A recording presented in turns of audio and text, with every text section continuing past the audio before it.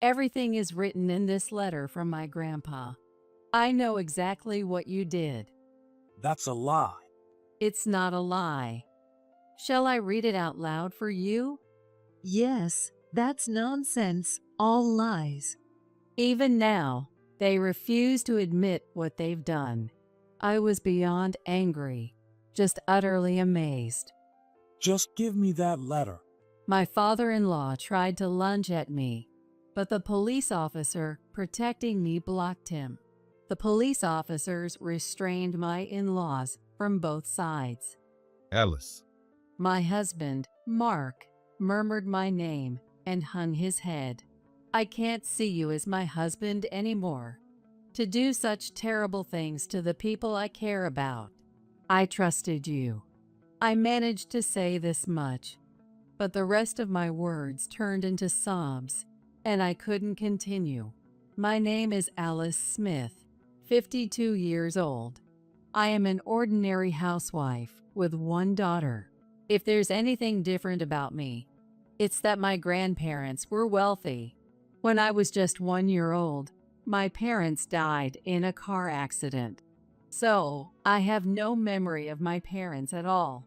Instead, I was raised with immense love by my maternal grandparents. Sometimes I envied my friends who had both parents. But my grandparents cherished me so much that even my friends envied me. My grandpa, John, was the chairman of the Smith Group, managing several large companies, and my grandma, Emily, was his supportive partner. I grew up without any wants under this loving couple. They raised me, their only daughter's grandchild, with a warm heart. Our home had maids, chefs, gardeners, and many other people, all of whom treated me with great care. So I never had time to feel lonely, for which I feel a bit sorry for my parents. Back then, my paternal grandparents were still alive and would visit me a few times a year from a distance. But I remember feeling quite lonely when they passed away in later years. Right after graduating college, I married my husband, Mark. It was more like an arranged marriage. It was already decided that we would get married. I will marry someone suitable to take over my grandparents' company, I thought from a young age, and Mark was truly perfect in that regard. My grandparents chose him with all their might to ensure my happiness. Mark moved into our family as the spouse of the heiress.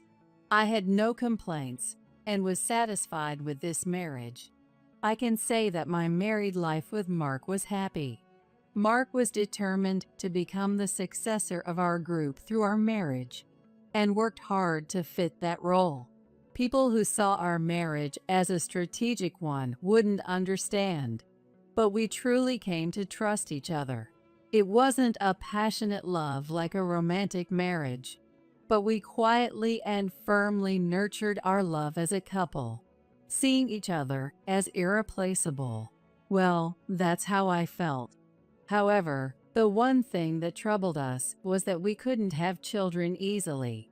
My mom and grandma both married young and had daughters at the age of 20.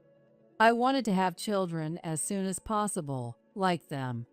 But I followed my grandparents' advice to at least graduate college. So I married Mark at 22 after graduating. Finally, at 29, 7 years after our marriage, we were blessed with our only daughter, Hillary.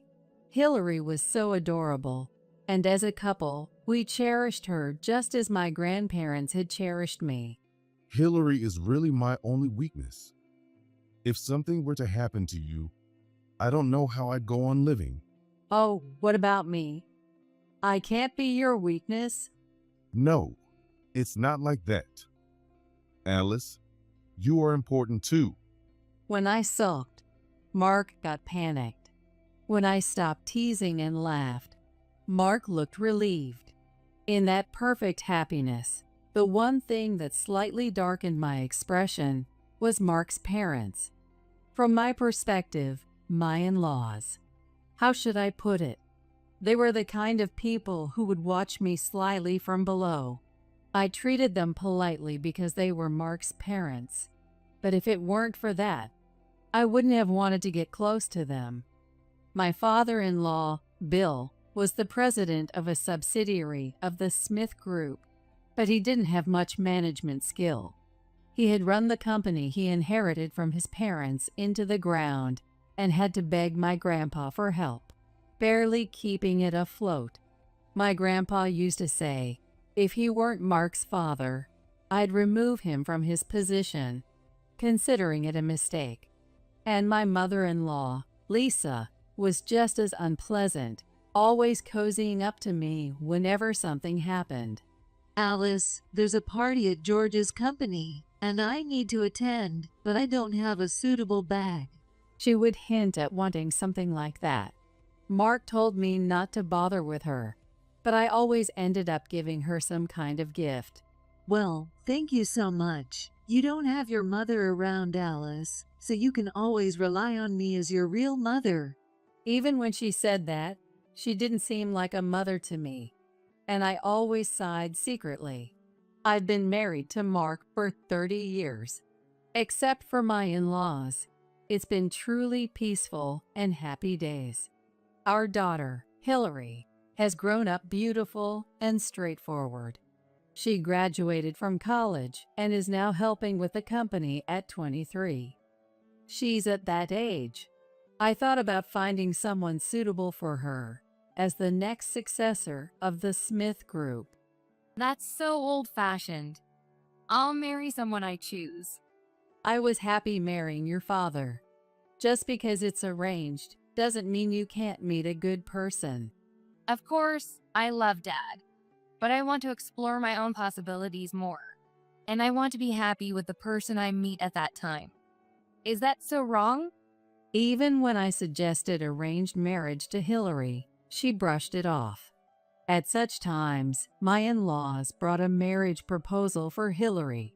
The suitor was none other than Mark's brother, George's son. George himself is a good man, and there's no problem with him. However, he's 5 years older than Mark, had children earlier than us, and his son is much older than Hillary. Moreover, I heard that even at 35, he is still single because he resembles his grandparents more than his parents and gets rejected even when there's a marriage proposal. He also holds an executive title at his grandparents' company, but does nothing and just plays around. It's a good proposal, isn't it? This will strengthen our family ties. Yes, they're a perfect match. Being cousins, it's great. Not at all. Even if Hillary herself wanted to marry this man, I would oppose it. I leave Hillary's marriage to her. I refused, but even now, they bring it up whenever something happens, which is extremely unpleasant. Of course, Hillary herself also clearly told them, why would I marry such a person? And rejected it through her grandparents. Mark, being the father of our beloved daughter, also scolded them harshly, but it seems they haven't given up yet. Despite such happy days continuing, I never expected such a sudden storm to hit us. Hello, Alice. Yes, what's the matter? Listen carefully and stay calm. Hearing the words that flowed into my ear, I couldn't help but drop my smartphone. My grandparents had taken their own lives. Mark's call was to inform me of their tragic news. John and Emily said they were going to the vacation home, right? So I went to check on them to make sure everything was fine and to see how they were doing. But then, According to Mark, Grandpa shot Grandma with a hunting rifle and then jumped from the balcony into the garden. That's unbelievable. I couldn't believe it. I was overwhelmed by the sudden heat recently. We decided to go to the vacation home earlier than usual to escape it. This year's heat is really unusual. It's tough on the elderly. Grandpa was 95, and Grandma was 92. Are you okay? If you're not feeling well, you should get checked at the hospital, It's not like that. Grandpa said with a smile. In the city, we end up relying on air conditioning too much. Yes, nowadays, heat stroke is a big concern, and everyone is told to use air conditioning. Air conditioning can be quite harsh on the elderly, so we thought we'd cool off with natural breezes. Saying this cheerfully, they went off to the vacation home. Grandpa and Grandma, why did you do this?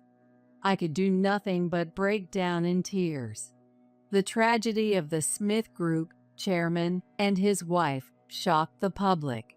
The police began investigating the case, and my grandparents' bodies were taken to the police station.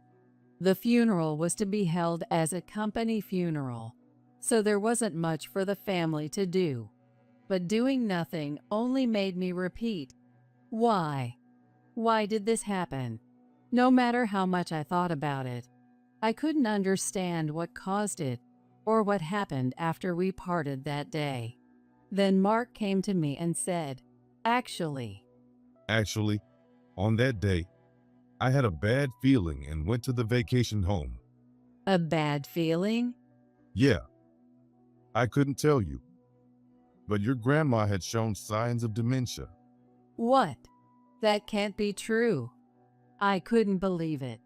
Whenever we met, both of them seemed a bit weak physically, but their conversations were always normal.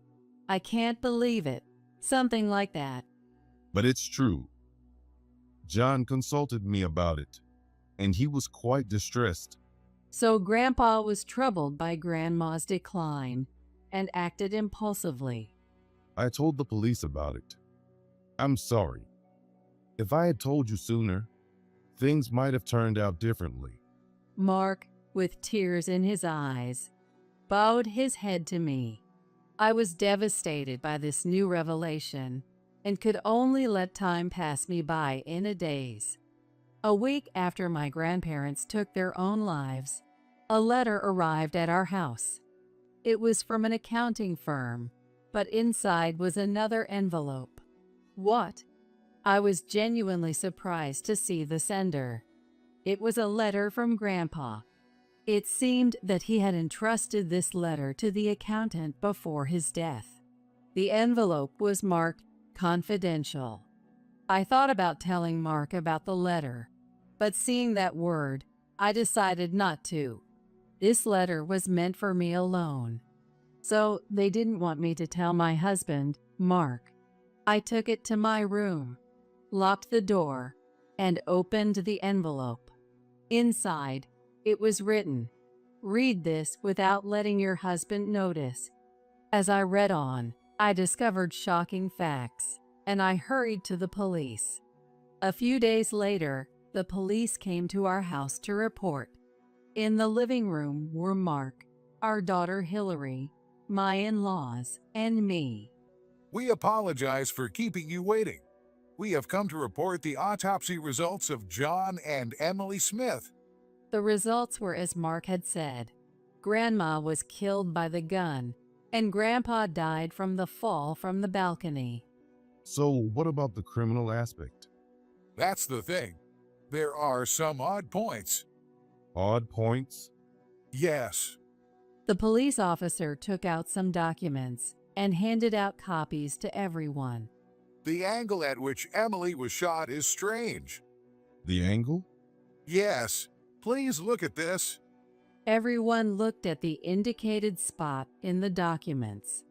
If she was shot from this angle, the height of the shooter becomes important. Height?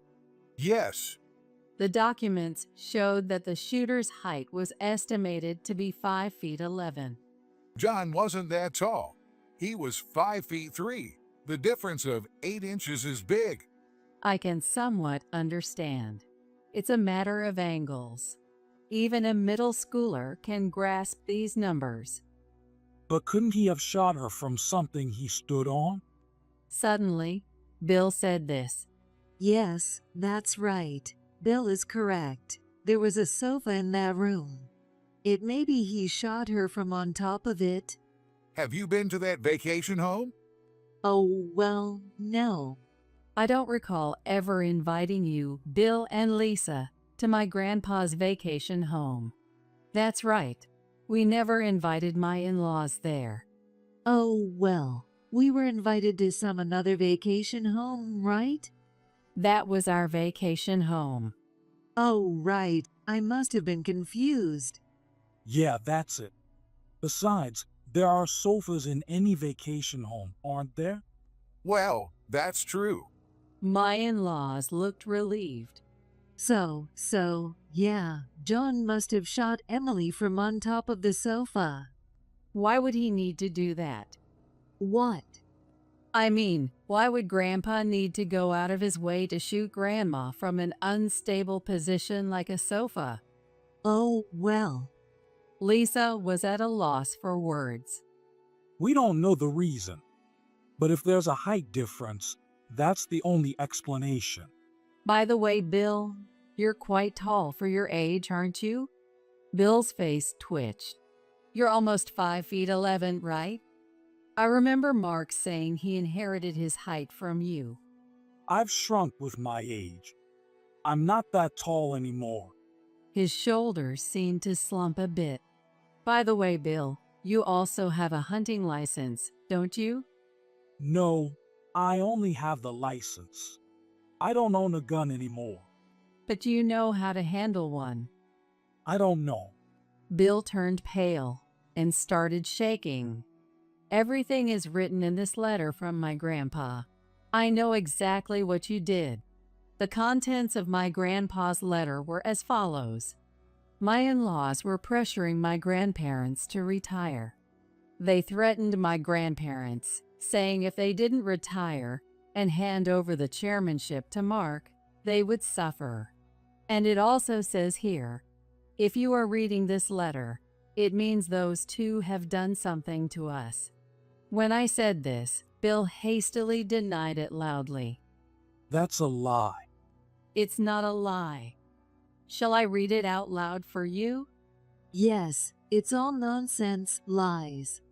Even now, they refuse to admit what they've done.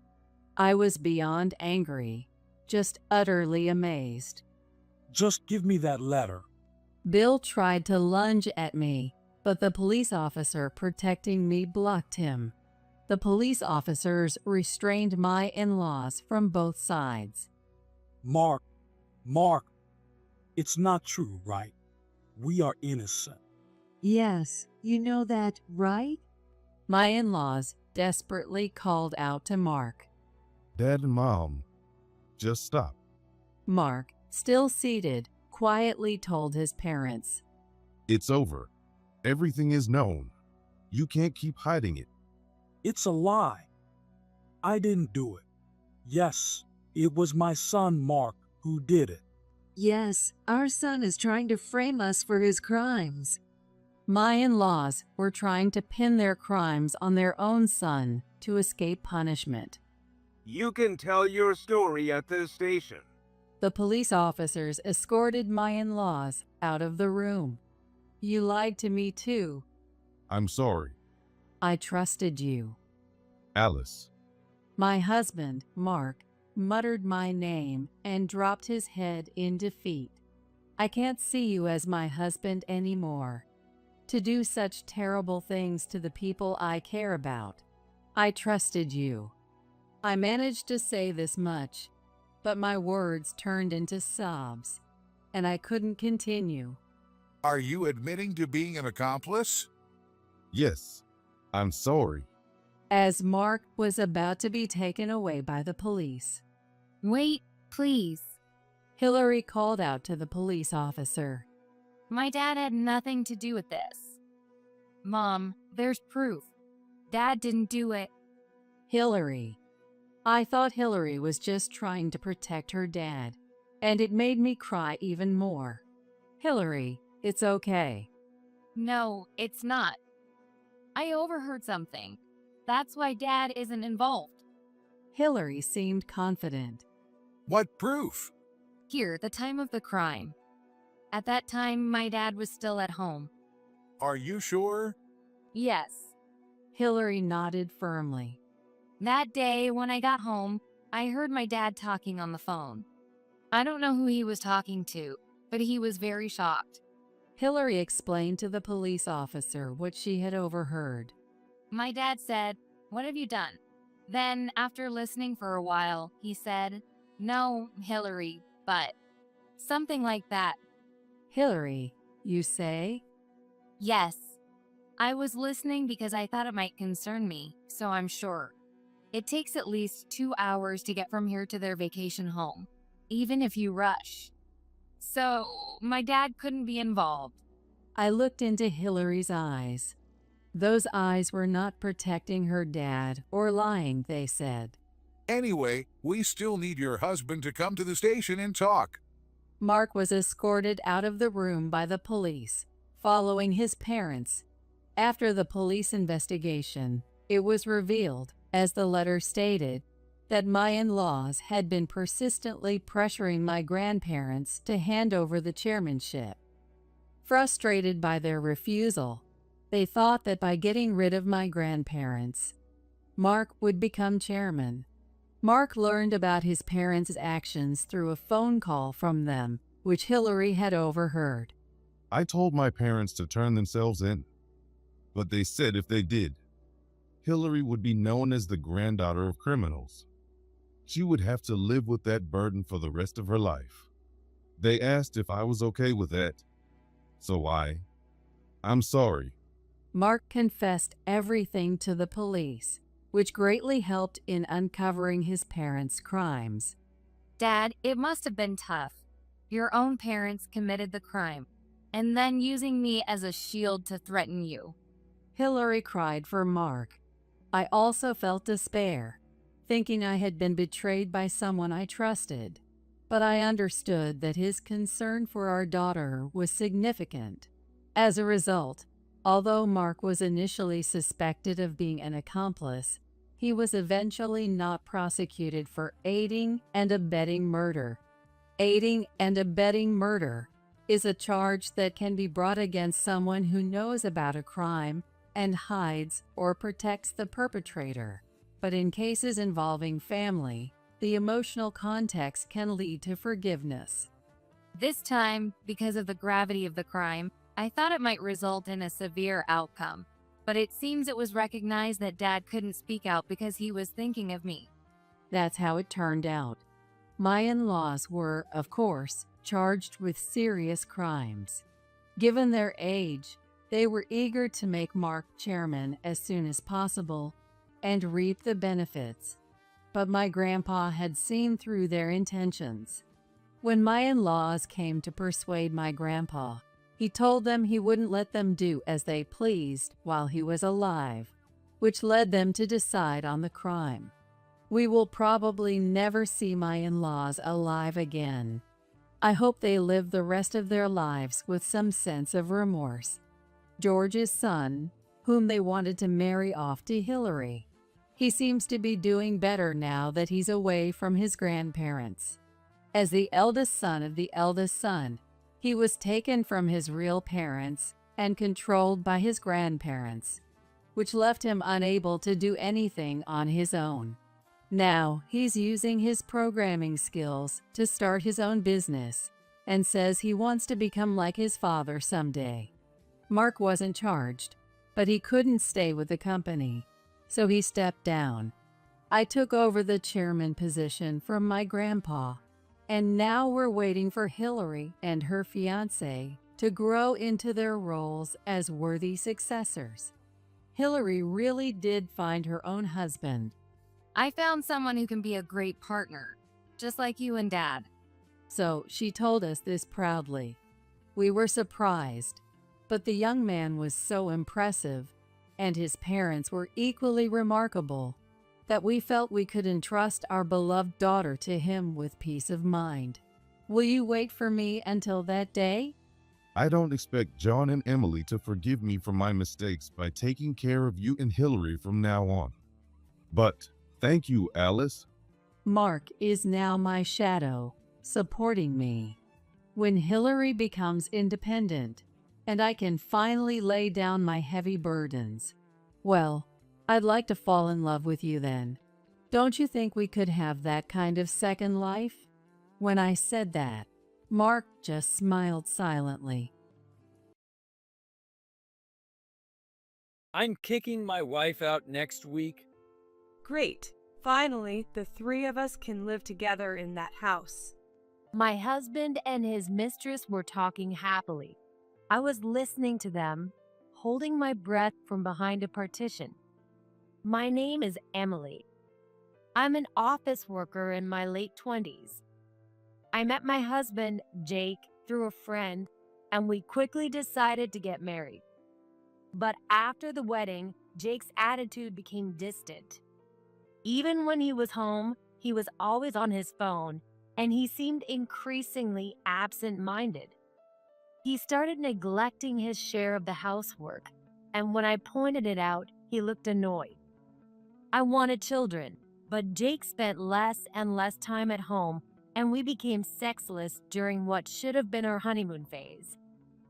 I see. It's been tough for you since the wedding, huh? I endured this life for about 2 years before finally consulting my older sister. How about this plan to check Jake's feelings? My sister suggested a plan, and I decided to go along with it. Jake, I actually won a pair of tickets for a fancy dinner. Would you like to go together? I said this and showed Jake the tickets. We haven't gone out together in a while, so how about it? All right, fine. I'll hold on to the tickets. I handed the tickets to Jake as he suggested. The tickets specified the place and date. On the day of the dinner, while I was getting ready, Jake called me from work. Sorry, I just got an urgent business trip, so I won't be able to come home tonight.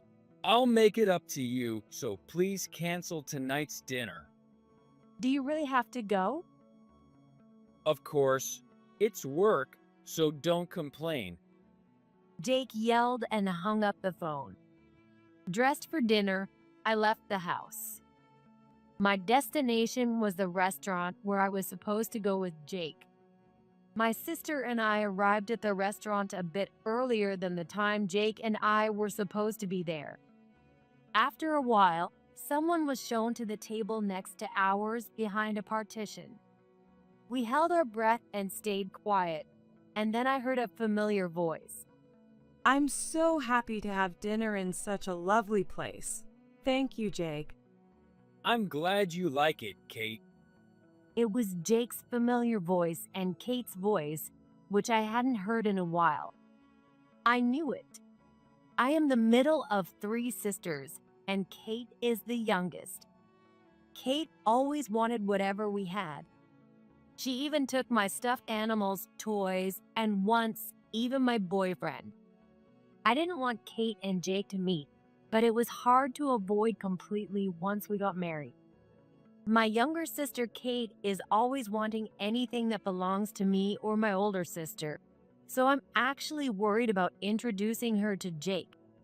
When I confessed my concerns to Jake before the wedding, Don't worry. I'm only into you, Emily. he brushed it off lightly.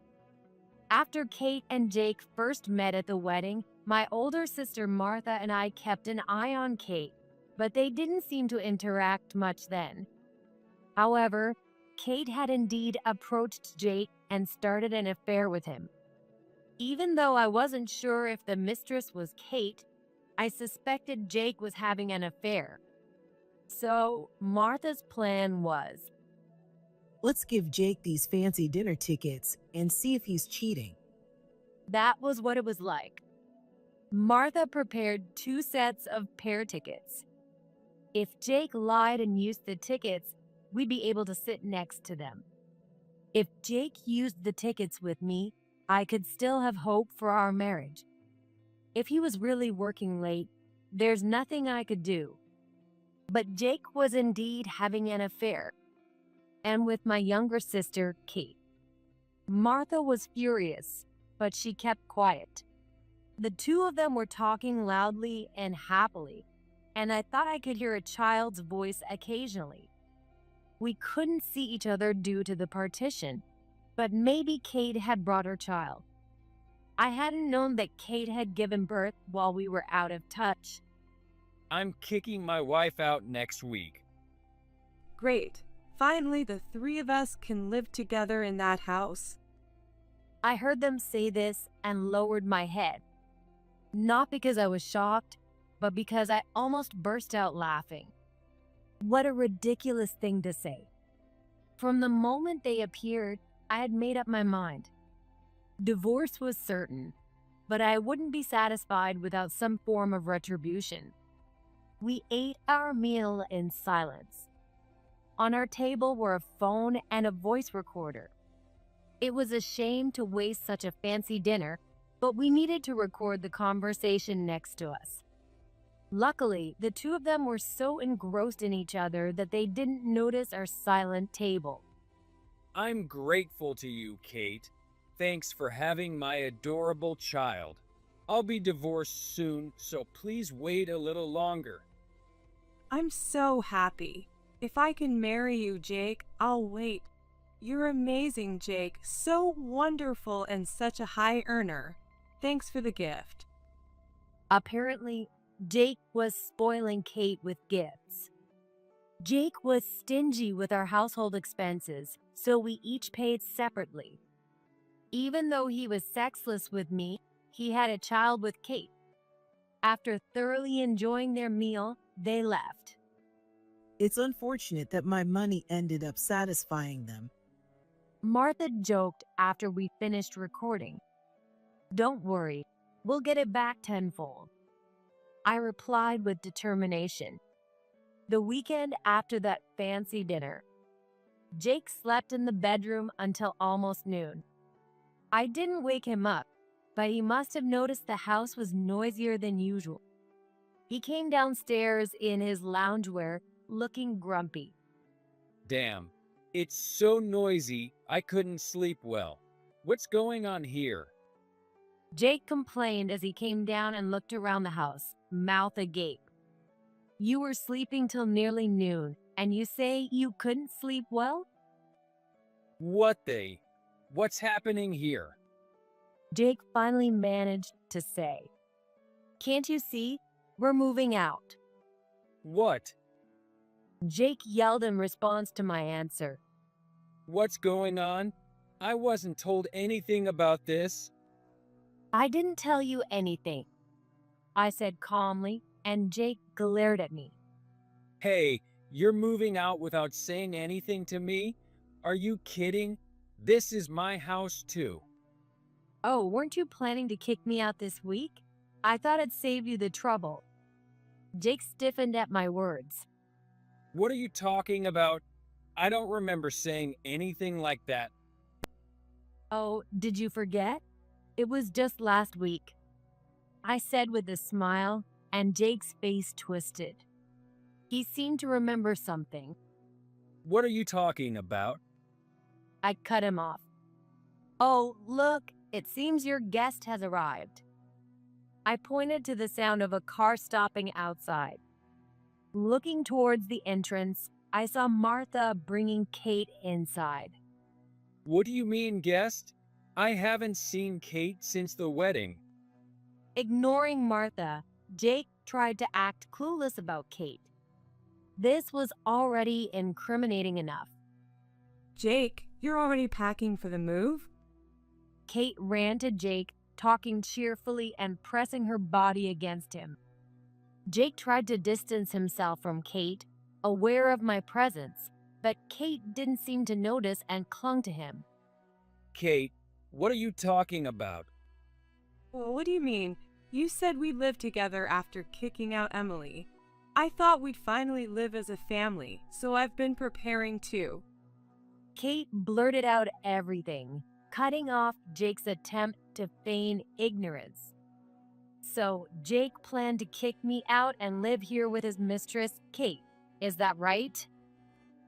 Jake began to panic at my words. No, Emily, that's not what So, you were just playing with me and planning to dump me?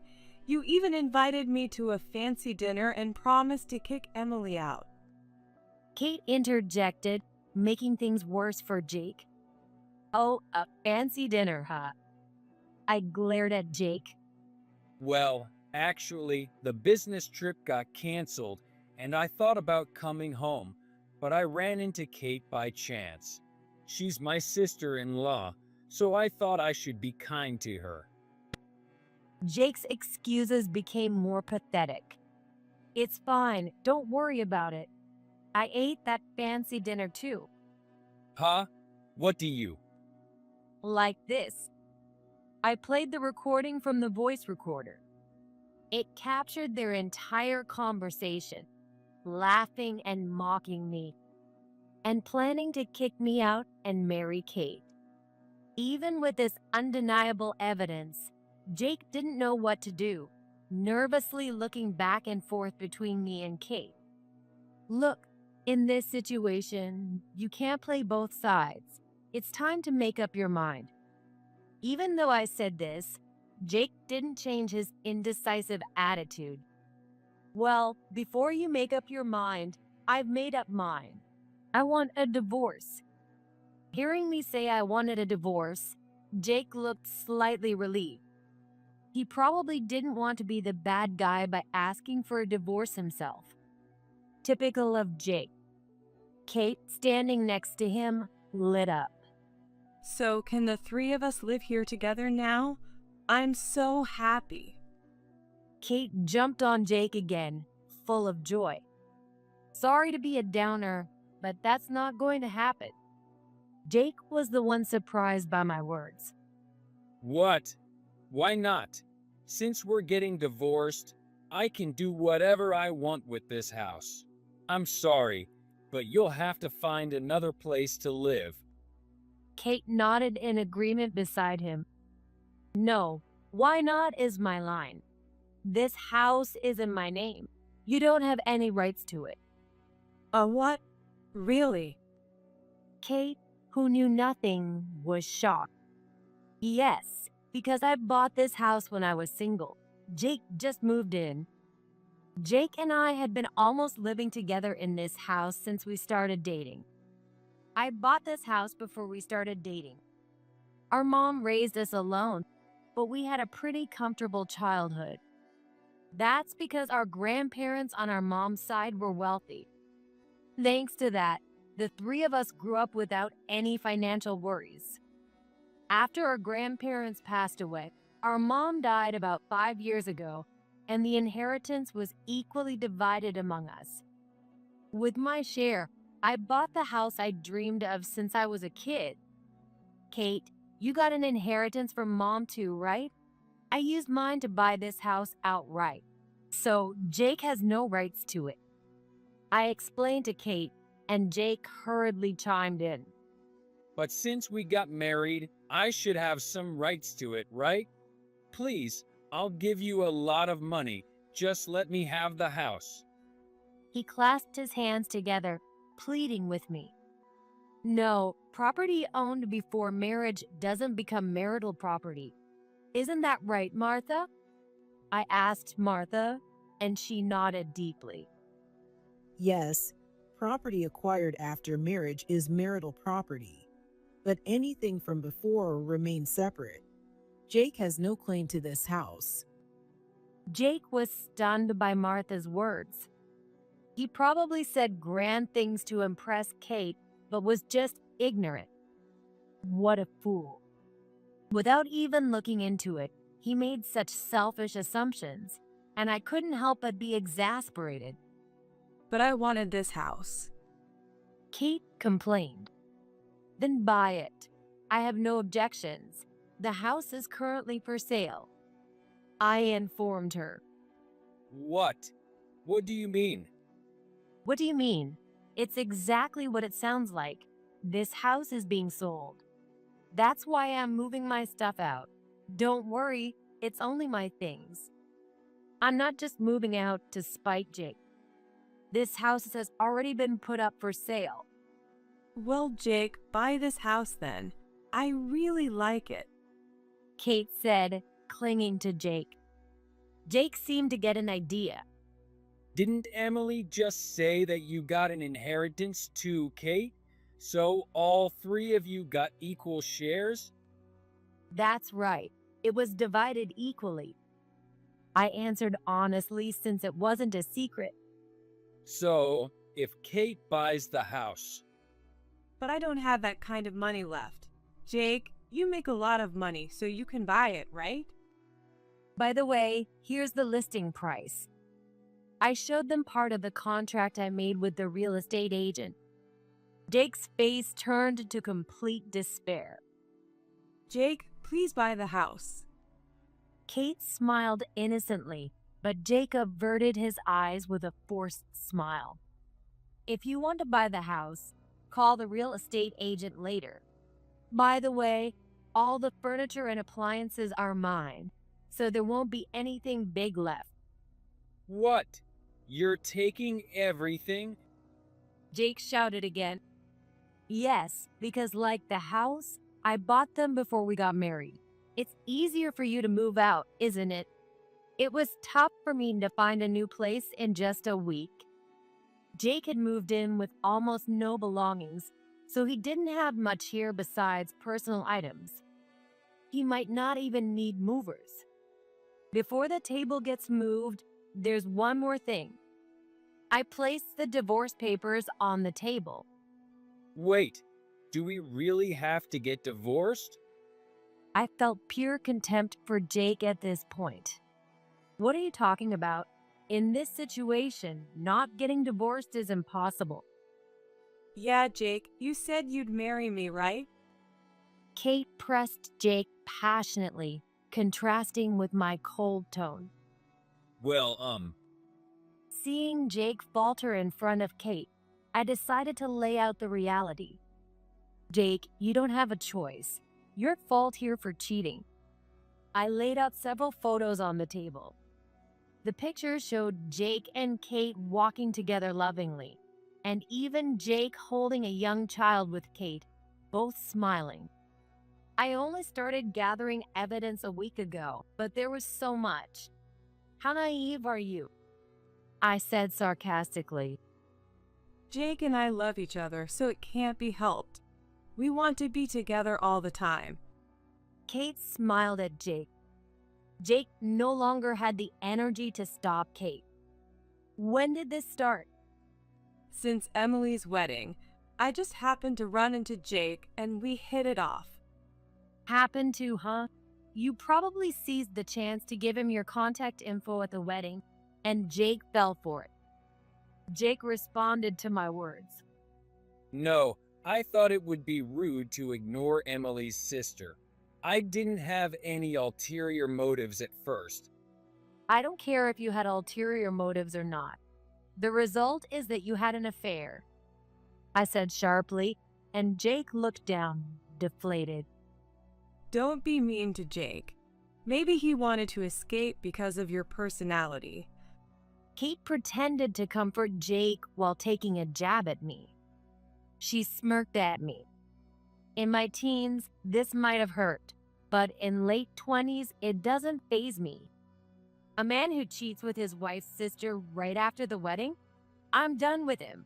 He's all yours with a bow on top. Kate's eyes widened in surprise. Did she think this would hurt me? We had been distant since our mother passed away. To me, Kate hadn't changed, but maybe she thought Martha and I hadn't either. I have no lingering feelings for Jake, so let's get to the practical matters. First, there's no division of property. What? That's ridiculous. Jake protested. It's not ridiculous. You were hardly ever home, and we split the living expenses. There's no marital property to divide. In fact, I paid for the property taxes and utilities, so you can pay me back for those if you want. And you didn't pay any rent.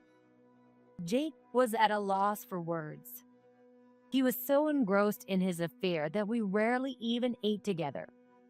We each handled our own needs with nothing to share. Also, I'll be demanding alimony for the affair. That includes from you, Kate. What? Me too. Kate frowned. Of course, you didn't just take my boyfriend, but my husband. You're an adult. Take responsibility. Fine. Kate replied sullenly. Well, I have Jake. Jake, you'll cover my alimony, right?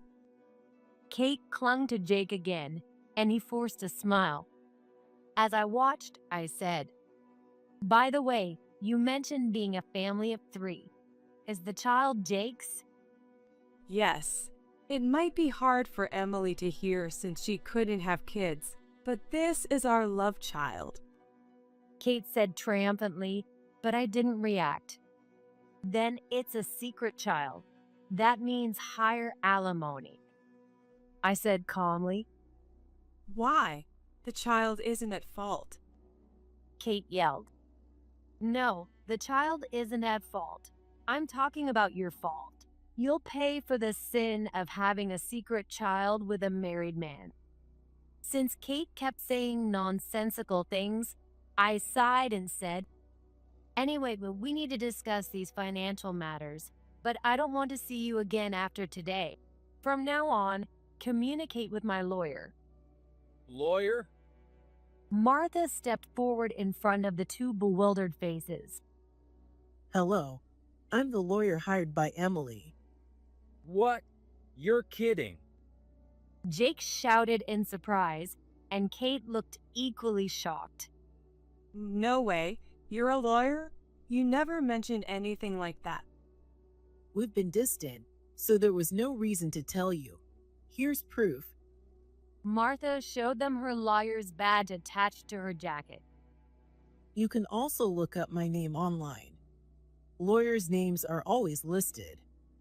Jake hurriedly searched on his phone and found her name, looking stunned. It's true. Her name is listed. He mumbled, and Kate was even more surprised. So, don't contact me anymore. If you need anything, talk to Martha. Martha placed her business card on the table, and I headed for the door but turned back to Jake and Kate. If you want to buy this house, go ahead. If not, move out within a week. I left the house with those words and headed to my new place alone. A month after Jake's affair and the moving fiasco, I went out for dinner with Martha. Tonight's on me. It might not be as fancy as that dinner. Oh, you didn't have to. You paid me generously. We enjoyed our conversation for a while. Thanks for filing the divorce papers so quickly. It's my job. But are you sure? To lower the alimony a bit in exchange for getting the divorce papers signed right away, you were likely to get close to the full amount you asked for in court anyway. Martha looked worried. It's fine. I wanted it over quickly. Even the reduced amount is a big hit for them. It was indeed a significant blow to both of them. Kate came to my office the other day. She didn't tell Jake. I tilted my head, wondering why Kate would do that. What do you want? The alimony was settled, and you have no business with me or Emily. When Kate visited, Martha apparently responded to her coldly. Don't be so cold, Martha. Emily is your sister, and so am I, right? Kate used a sweet voice, but Martha was wary of her asking for something. That's true, but you only see me as a sister when you want something. What is it this time? Martha asked cautiously. If I divorce Jake, can I get the alimony back from Emily? Martha was so stunned she was speechless for a moment. By the way, Jake and Kate got married a few days after our divorce, and he recognized the child. There's no way you'll get it back. That was the price for your infidelity, and it doesn't matter if you get married or divorced. What? But if I give Jake back to Emily, everything will be back to normal. So we shouldn't need the money. Kate said, looking dissatisfied with Martha's response. Typical Kate. She hasn't changed since her teenage years. I couldn't help but laugh. It's not funny. Dealing with her directly was exhausting. Martha said, looking weary. Sorry. So what did Kate do? Well, I asked her, "You made such a fuss about getting married, so why are you already talking about divorce?" I thought about it.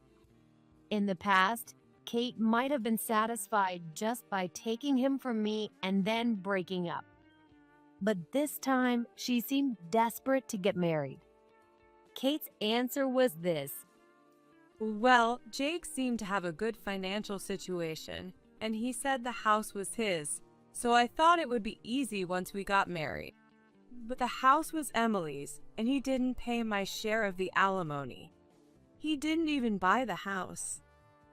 Kate pouted and listed her complaints about Jake. And after we got married, he became stingy. He used to pay for everything, but now he tells me to pay for my own things. Isn't that financial abuse? Kate seriously complained, and Martha said she couldn't believe what she was hearing. Martha lectured her right there, but who knows how much got through. Jake's a pushover, and he probably spent most of his salary on Kate. Maybe the alimony broke him. I know you went through a lot, so enjoy this nice meal today. We enjoyed our dinner together. After that, neither Kate nor Jake showed up at Martha's office. But instead, a letter from Jake arrived. He didn't know my address, so he sent it to Martha's office. I haven't opened it.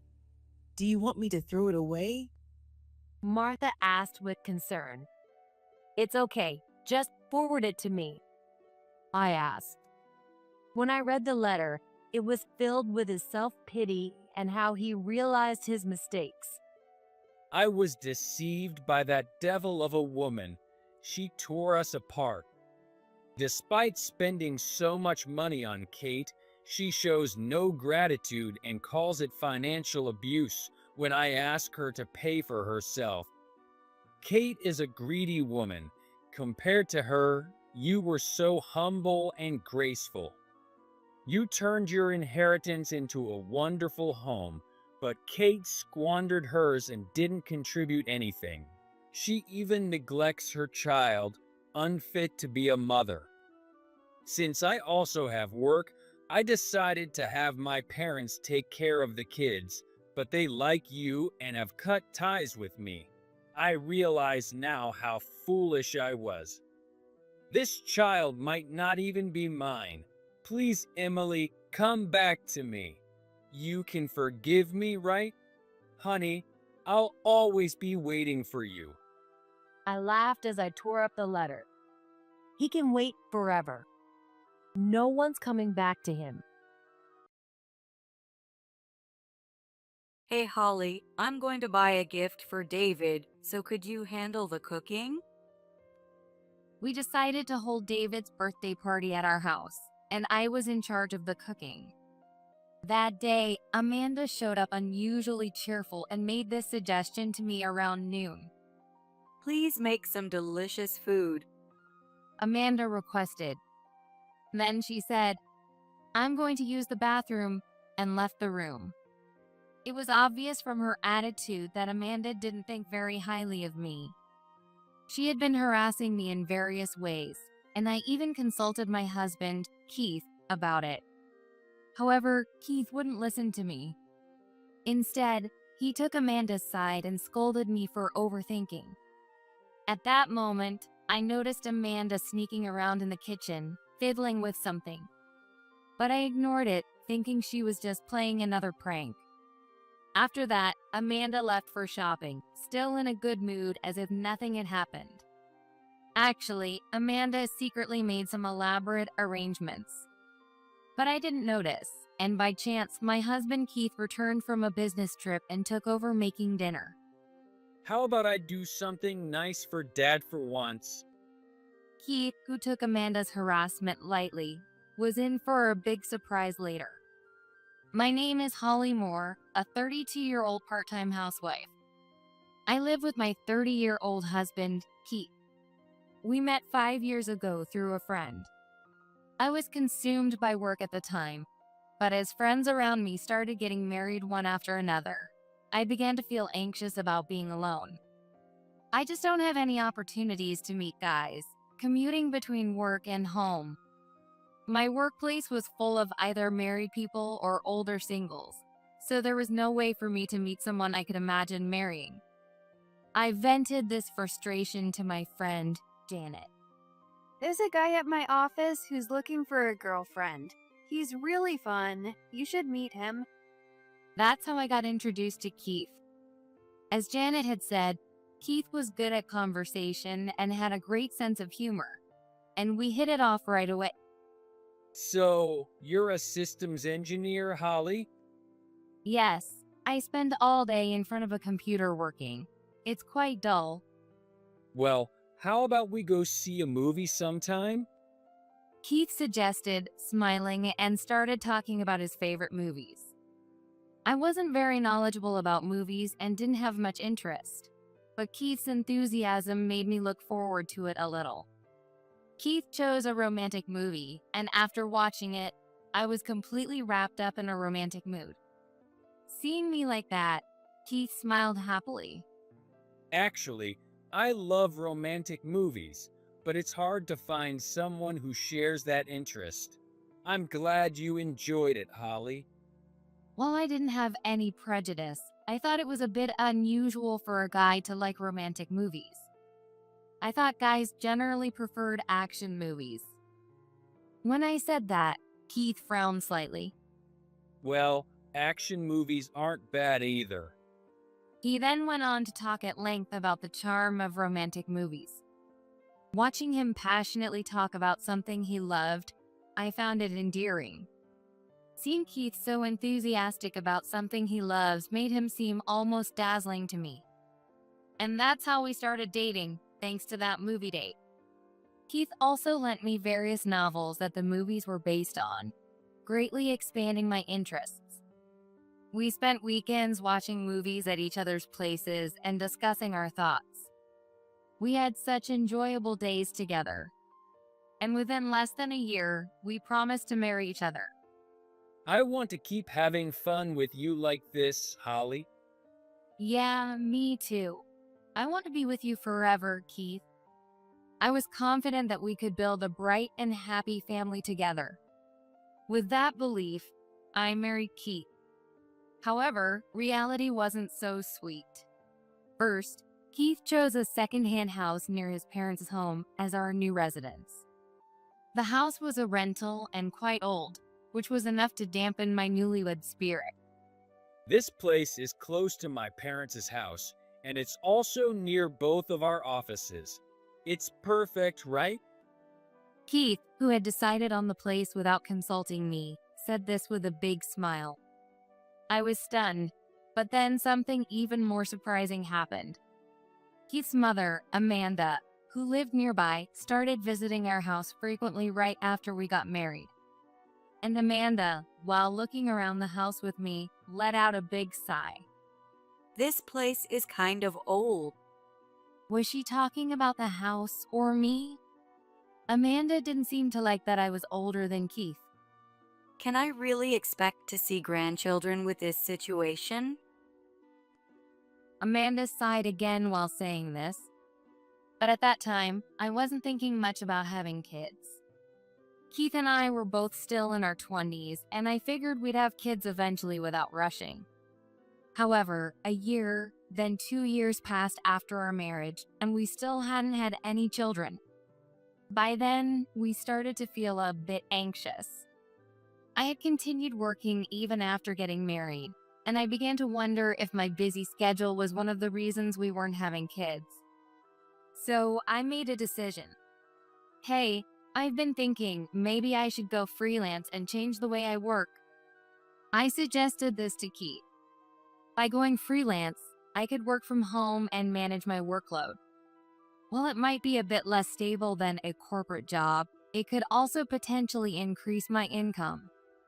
And most importantly, it would give me more time to spend with Keith. Fortunately, Keith's income was stable. I figured I could stay home until the kids were a bit older, and then we could both work hard again. I thought my idea was brilliant, but Keith looked a bit displeased. So, you're saying we'll rely on my income until your freelance work stabilizes? I was a bit annoyed by Keith's words. We had always pooled our incomes for household expenses. Keith paid the rent, but I covered all other living expenses and groceries. Don't worry, if there's a shortfall, I'll cover it from our savings. With that, Keith finally seemed to agree. Thus, in our 3rd year of marriage, I became a freelance systems engineer.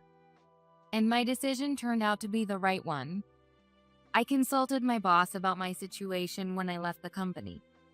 My boss was understanding and made a proposal. We highly value your skills as an SE, Holly. Would you consider continuing to work for us as a contractor? I was grateful for this offer and decided to accept it. As a new freelancer, I managed to reduce my workload and spend more time on housework and with Keith.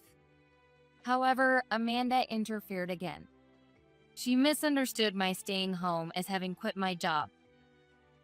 Can't have kids, and now you're planning to leech off Keith by becoming a housewife? Amanda started accusing me like this. No matter how much I explained that I worked from home, Amanda just didn't understand. How can you make any money with a job you do at home? Amanda treated me as if I were unemployed. Even when Amanda criticized me, Keith didn't defend me at all. After getting married, I realized that Keith and Amanda were unusually involved in each other's lives. In contrast, Keith's father, David, was indifferent to both of them. When I went to introduce myself before our wedding, David did nothing to stop Amanda's snide remarks. Moreover, despite being nearly 70, David was still working and spent his days off immersed in his hobbies. With David not around, Amanda interfered even more with Keith and me. Living close by and taking advantage of my being at home, Amanda visited our house almost every day. At some point, Keith even gave Amanda a key to our house.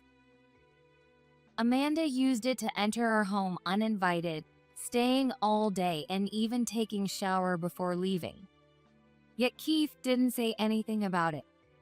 Isn't it great that Mom is helping with the housework for you? Keith would say this while using the bathroom Amanda had cleaned and eating the dinner she cooked. However, Amanda's actions were nothing but a torment to me. By the 4th year of our marriage, Amanda's harassment had become extreme. Before, she would criticize my housework or make snide comments about not having grandchildren, which was bad enough. I tried to ignore Amanda's verbal abuse and focused on my work, but my indifference seemed to aggravate her. Always playing on your computer. It's a shame Keith married a wife who can't even clean properly. I couldn't help but retort. How many times do I have to tell you? I work from home. It's really problematic when you constantly interrupt my work. At that time, I was under a lot of stress with a major project deadline approaching. I snapped and raised my voice, which made Amanda glare at me intensely, before stomping out without a word. The next day, Amanda began her extreme harassment. She tried to mix chlorine bleach in bathtub when I was about to take a bath and put detergent in my tea. I started to fear for my safety. Fortunately, I noticed these attempts in advance and avoided harm. Constantly on edge, I managed to evade Amanda's traps, but I felt both physically and mentally exhausted. Desperate, I turned to Keith for help. Keith, Amanda's harassment is out of control. Please tell her to stop. Emotionally drained from Amanda's relentless abuse, I pleaded with Keith. But Keith, thinking I was bad-mouthing Amanda, snapped back at me with anger. What? Mom would never do such a thing. You're just imagining it. You're overthinking. Keith's furious shouting left me stunned. Why won't Keith believe me? For the first time, the thought of divorce crossed my mind. Thinking back, Keith has never once taken my side when it came to Amanda. On the contrary, he always turned a blind eye to Amanda's verbal abuse. I was deeply disappointed in Keith's attitude. Then, to make matters worse, something happened that pushed me over the edge. One morning, just after our 5th wedding anniversary, on a day Keith had off, Amanda showed up at our house with something unexpected. 5 years and no kids yet? It must be Holly's fault. Saying this, Amanda thrust divorce papers at me. Even Keith was taken aback by this.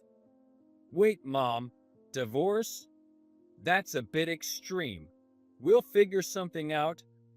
He managed to send Amanda away. In reality, I had been seeing a gynecologist for a long time. Despite multiple attempts over the past 5 years, we hadn't been blessed with children. Initially, I thought I might be the problem, so I got tested. However, nothing was found to be wrong with me. At that time, the doctor had suggested Keith come in with me for the next visit, but Keith stubbornly refused. I'm only 25. There's no way I have a problem. It'll happen eventually. Keith, who was now 30, had said, "Hey, maybe we should get tested again." Keith reluctantly agreed to my suggestion. Amanda bringing the divorce papers must have made him realize the urgency. So, a few days later, we went for another test together. It turned out that Keith was the one with infertility issues. The doctor suggested starting with hormone therapy. They recommended stabilizing Keith's condition before moving on to the next stage of treatment. Hearing this, Keith's face contorted as he pleaded with me. Holly, please don't tell Mom about this. Keith's voice was almost tearful. I'll tell her not to interfere about the kids. If she finds out it's my fault, I don't know what she'll say to me. Keith's desperate plea made me feel a bit sympathetic. I decided to keep Keith's infertility a secret from his parents. So, Keith and I began serious infertility treatment. Since then, Keith did confront Amanda. We've started infertility treatment. We'll make sure you get to hold your grandchild, so please support us. Keith said confidently, making Amanda smile with delight. I thought it was hopeless, but thanks to my tough love, you got motivated. Amanda said this, smirking at me. Holly, your time is running out, so you'd better do your best. With that, Amanda stopped pushing me about grandchildren when Keith was around. But when Keith wasn't there, Amanda would say things like, "So it's because of your infertility that you can't have kids," which was completely off the mark. I started to get increasingly irritated by Amanda's almost daily snide remarks. I couldn't help but plead with Keith. Amanda seems to have misunderstood that I'm the one who's infertile. Can you please talk to her again? Keith looked at me with annoyance. Can't you handle that yourself, Holly? Didn't I already explain it to her? Besides, we're undergoing infertility treatment. Once we have a child, Mom won't have anything to complain about. Keith said this selfishly, not taking my plea seriously. Moreover, Keith started staying away from home, saying it was to earn money for fertility treatments, but it seemed more like he was trying to avoid getting caught between Amanda and me. Amanda's snide remarks, verbal abuse, and extreme harassment intensified. As I was troubled by Amanda, a shocking incident occurred. One day I checked the mailbox. There was a letter addressed to Keith from a credit card company that had never sent us mail before. Surprised and with a racing heart, I stared at the envelope. Keith usually preferred cash and rarely used his card. Could it be the medical bills for the infertility treatment? With this thought, I gently opened the envelope. Keith seldom checked the mail himself. When I had handed him his mail in the past, he had said, "Can you handle these little things, Holly?" Since then, I had managed the mail. Remembering this, I looked at the credit card statement inside. It clearly listed names of establishments that were obviously nightclubs and adult entertainment venues. Moreover, there were several purchases in the $1,000 range. Wait, could this mean? Yes, Keith had been spending money on women at these places. I was stunned by this fact. Gradually, a simmering anger welled up inside me. Keith had been betraying me behind my back. While I felt my life was in danger due to Amanda, Keith dismissed it as my imagination and did nothing. While I endured Amanda's baseless verbal abuse, Keith was out spending money on women. Was there any point in continuing this marriage? I immediately answered my own question. No, there wasn't. I saw no benefit in staying married to Keith for another day. I was disillusioned by Keith's actions and decided to divorce him. One day, Amanda contacted me, suggesting we celebrate David's birthday at our house. Keith happened to be on a business trip, so Amanda proposed having the celebration with just the three of us. Honestly, I didn't want to deal with Amanda any longer, but since this would be the last time, I reluctantly agreed. That day, Amanda showed up unusually cheerful and made the suggestion to me around noon. Hey, Holly, I'm going to buy a gift for David, so could you handle the cooking? Please make something delicious. Amanda requested. Then Amanda said, I'm going to use the bathroom, and left the room. At that moment, I noticed Amanda sneaking around in the kitchen, fiddling with something. I thought she was probably just putting something strange in a drink again and ignored it. After that, Amanda left for shopping in a good mood as if nothing had happened. Just after she left, Keith came home saying his business trip had been canceled. Keith, for some reason, was in a great mood and said to me, "By the way, we're having Dad's birthday party here today, right? I remembered Mom mentioned it before." When I told him I was about to go shopping for it, he got even happier and said, "Oh, really? Well, let's do something nice for Dad for once." For a moment, I remembered Amanda fiddling in the kitchen and felt a little concerned. But I figured it was just the usual prank with a drink and decided to go out. After all, Keith had scolded me before for being too paranoid. If Keith noticed Amanda's harassment, that would be a good thing. I asked Keith to start preparing dinner while I went shopping. I never imagined that decision would lead to such an irreversible event. I went to the local grocery store to buy dinner ingredients. Since Keith had come home, I bought a bit more than usual, which took more time. When I finally finished shopping and returned home, the area around our house was in an uproar. I could hear sirens in the distance. A woman from the neighborhood ran up to me, looking relieved. "Oh, thank goodness you're safe."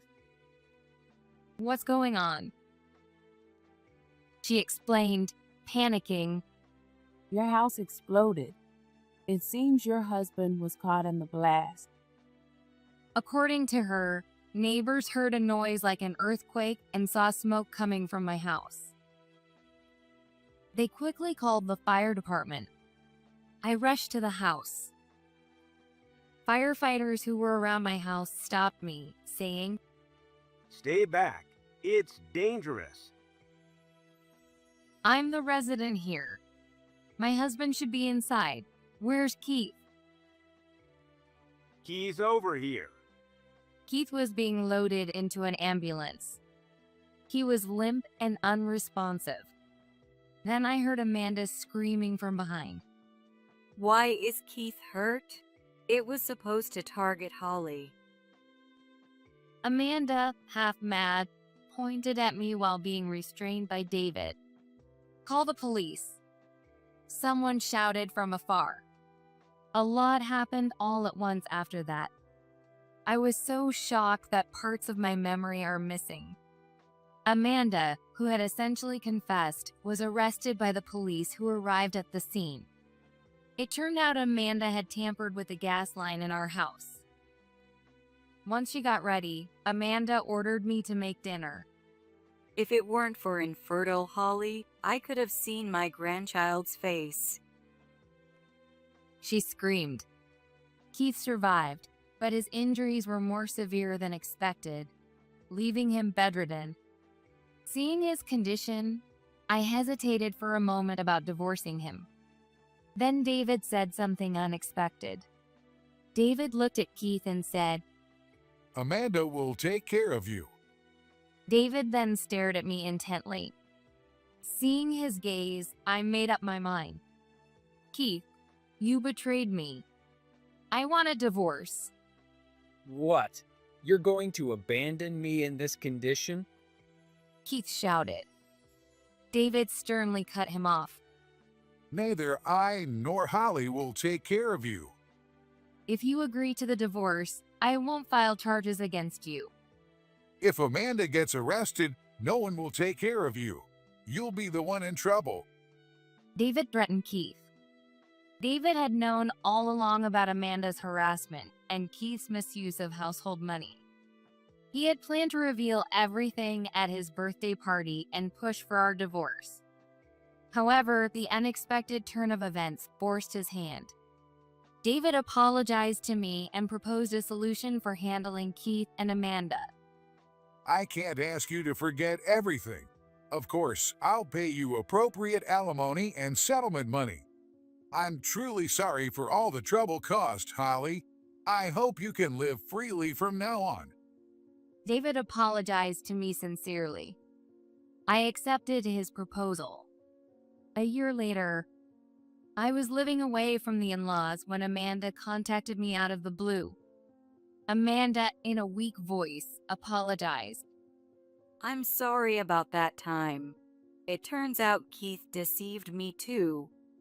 Amanda explained that Keith had told her I was a spendthrift, which fueled her dislike for me.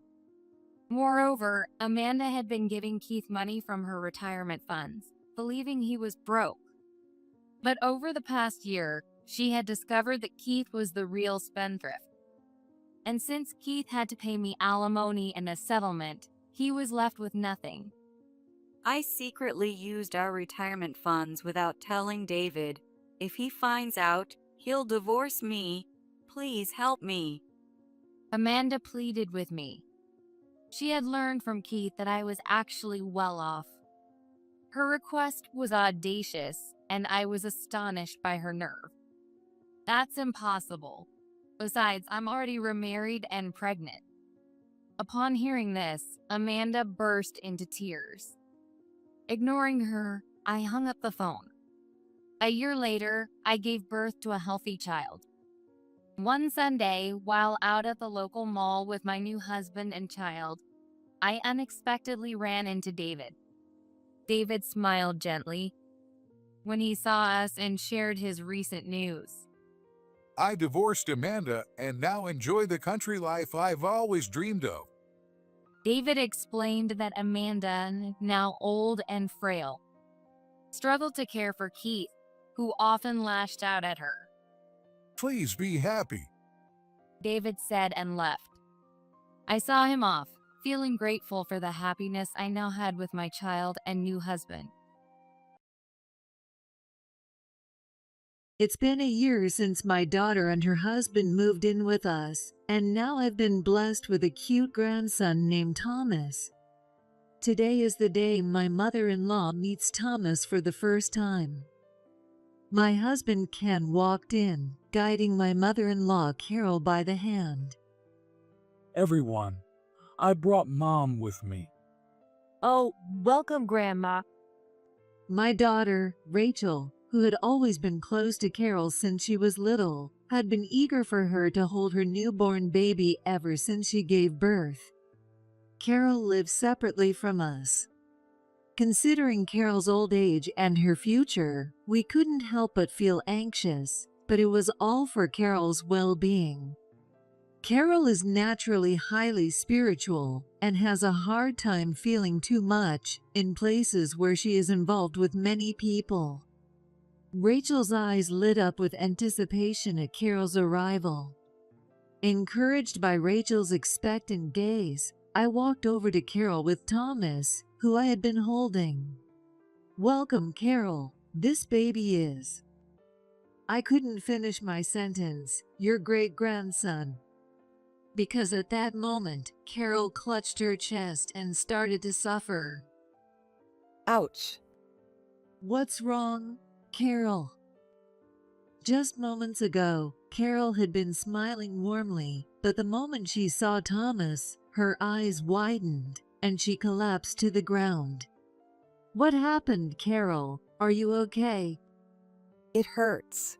So painful. That baby is, no. Carol desperately tried to convey something. However, in stark contrast to her, Thomas remained innocently smiling in my arms. "My name is Joy Smith. I used to work as a caregiver, but now I am retired and live with my husband Ken and my daughter's family. Our peaceful life with the four of us is very fulfilling, but there are a few things that concern me." I wish Grandma could live with us. My daughter Rachel sighed sadly as she sipped her coffee. "Yes, currently, we're living separately from my mother-in-law, Carol. Carol is turning 91 this year. Given my line of work, I can't help but worry about not being there to support her, especially if something happens." "Yes, but..." I remembered Carol's reaction when I suggested that we live together. She's more comfortable on her own, and she wants to relax. It's what she wants. Carol is remarkably spry for a 91-year-old. Her letters, which arrive with the seasons, usually detail her mountain climbing adventures. She once told me that she finds peace in an environment where she can soak up nature's energy. And Carol seems to have a strong sixth sense, especially sensitive to people's emotions. As Rachel and I enjoyed our slightly indulgent coffee, we started reminiscing. "Remember when you went missing back in kindergarten, Rachel?" What? Really? Rachel sounded surprised. She was probably too young to remember much from that time. But Ken and I were frantically searching for our missing daughter. Even strangers on the street were saying, "We'll help you."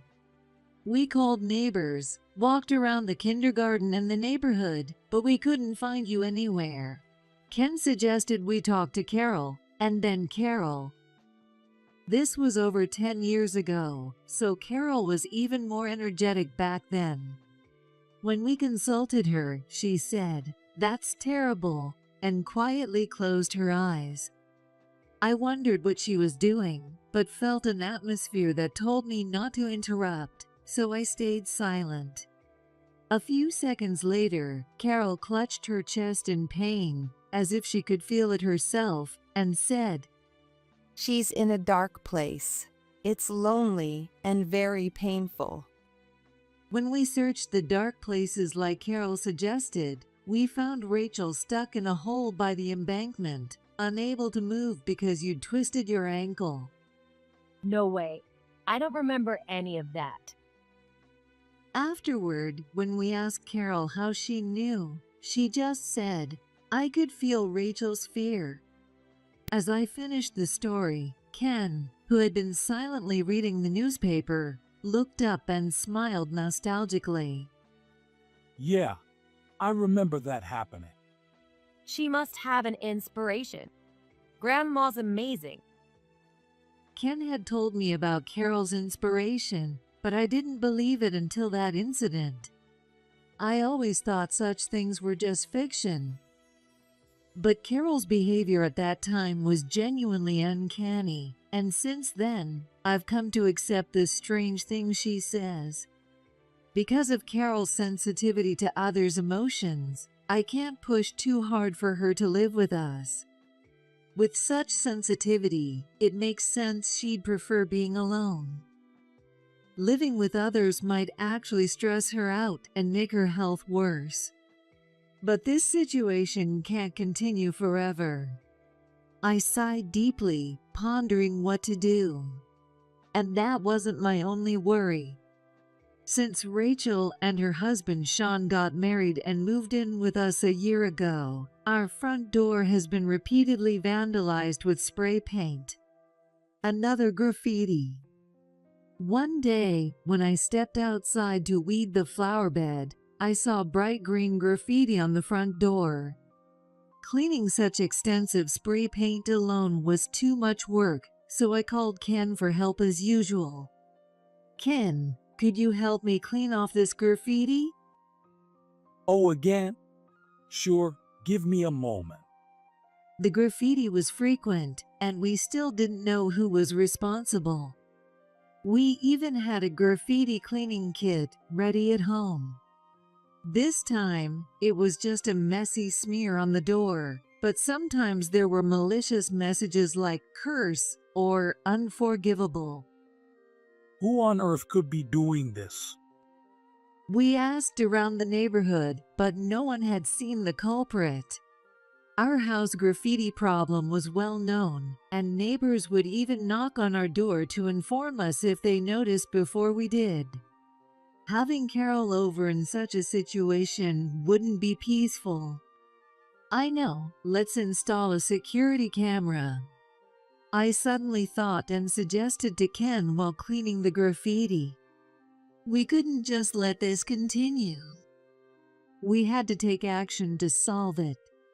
Ken agreed with my suggestion and went to the hardware store that day to buy and install a security camera. After the front door was vandalized again, we checked the camera footage. It was early in the morning when most people were still asleep. The camera showed a man in black clothes covering his entire body. Is that guy? Do you know him? Because of the mask and hat, his face was hard to make out, but he was clearly not someone we knew. Yet, I saw Rachel's face turn pale. When I asked if she recognized him, she nodded. I think so. I think it's John, a classmate from my college. He confessed to me before I started dating Sean. I turned him down, but he kept stalking me afterward. I see. Remembering that time, Rachel began to tremble slightly. Hearing the story, Sean looked grim but gently patted Rachel's back in support. It seems the graffiti culprit's unrequited love for Rachel had turned into hatred, leading to these actions. I don't know what exactly happened between them, but Rachel isn't the type to play with people's emotions. The sharpness in his eyes, filled with madness and hatred, sent chills down my spine even through the video. Ken must have felt the same, as he spoke sternly. We should contact the police. Even if it's just graffiti, it's a nuisance, and it could escalate. You're right, let's do that.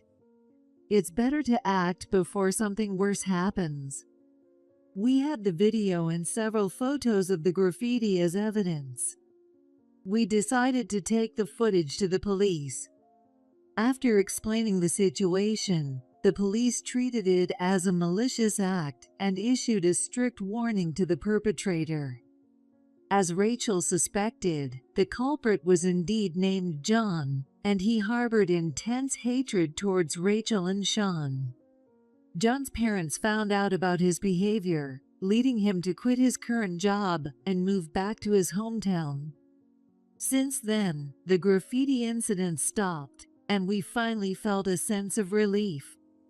However, the uneasy feeling inside me didn't completely go away.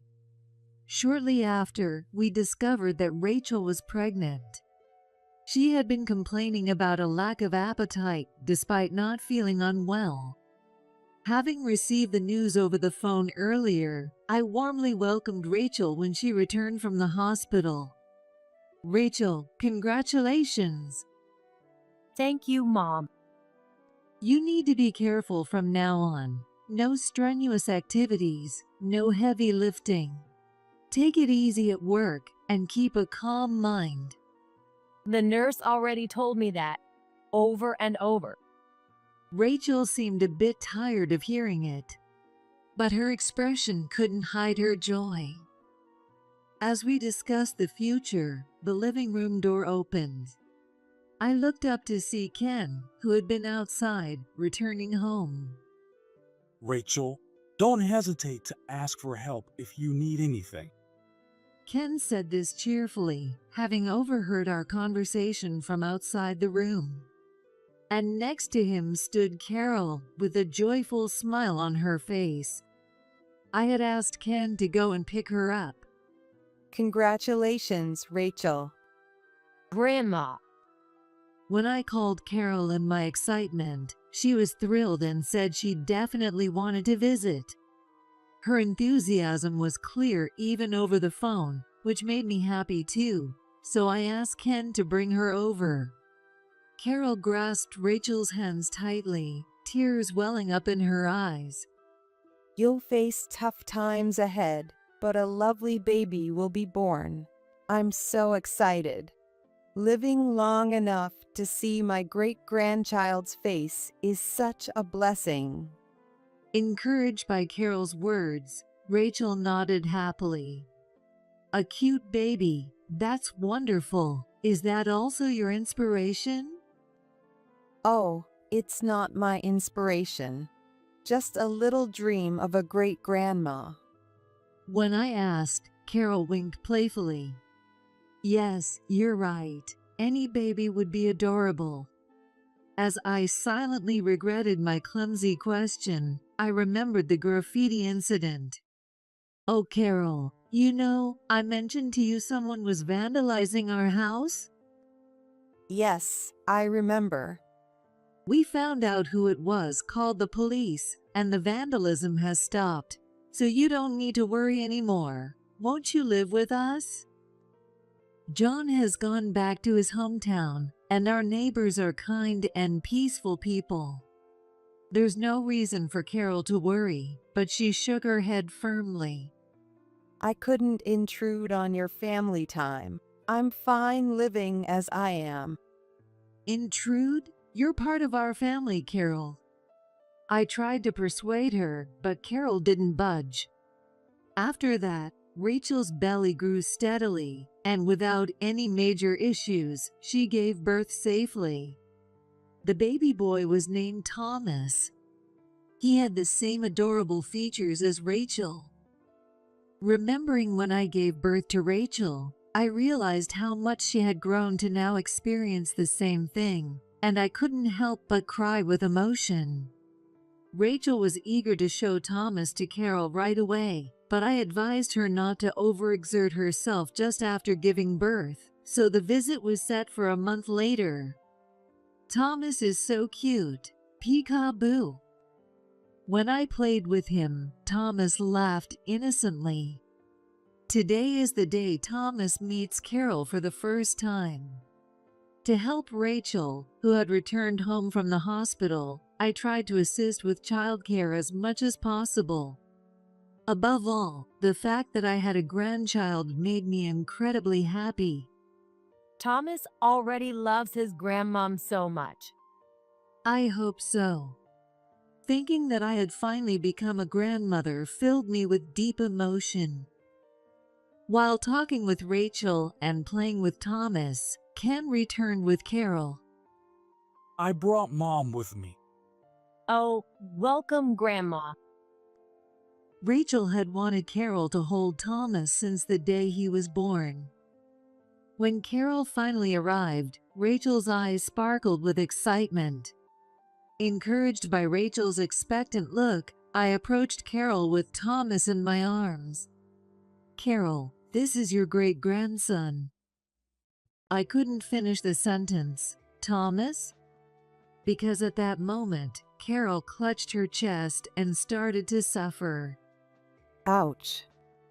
Carol. Just moments before, Carol had been smiling warmly, but the instant she saw Thomas, her eyes widened and she collapsed. What's wrong, Carol? Are you okay? Ouch. It's painful. No. What do you mean? Thomas is not okay? Sweat beaded on Carol's forehead as if she were enduring real pain. She was clearly in distress. Wondering what was happening, I looked at Thomas in my arms. He was just laughing innocently, amused by the adult's panic. We tried to comfort Carol by rubbing her back and helping her sit down, but her color didn't improve. I told Rachel, who looked worried, to wait, and I guided Carol to another room where she seemed to calm down a bit. I'm sorry. Can I go home? Please don't misunderstand. It's not Thomas's fault. I understand. I'll take you home. Though Ken had brought her and Rachel had been looking forward to today, we couldn't let Carol suffer like this. I decided to drive Carol home as she requested. Carol, are you feeling better? Yes, much better. I'm so sorry. Carol's house is in a somewhat isolated area at the foot of a mountain, away from the residential neighborhood. There were few houses and little foot traffic, so Carol seemed more at ease and sighed in relief. You don't need to apologize, but what happened earlier? Carol wasn't sick. For her to suddenly clutch her chest in pain, there had to be another reason. I offered her some warm tea to help her relax and asked. But Carol seemed reluctant to recall the moment. She lowered her eyes and hesitated to speak. Well, when I looked at that baby, I felt a terrible sensation. A terrible sensation? Seeing Carol in such pain gave me a very bad feeling. It was the same feeling I had when we discovered the graffiti culprit, a lingering unease in my heart. The terrible sensation Carol describes must be due to her inspiration. If that inspiration reacted as soon as she saw Thomas. I tried to keep calm and immediately called Ken. Hey Ken, can you and Sean check around the house? What happened? He was probably reading the newspaper. Ken's voice sounded surprised at my sudden request. I think there might be a suspicious person around. I have a really bad feeling. Got it. We'll check it out. Ken had experienced Carol's inspiration since he was a child, so he probably felt the same way I did. Understanding my concern, he quickly called Sean, told Rachel to stay inside, and went outside. As I heard the front door open over the phone, my heart started pounding uncontrollably.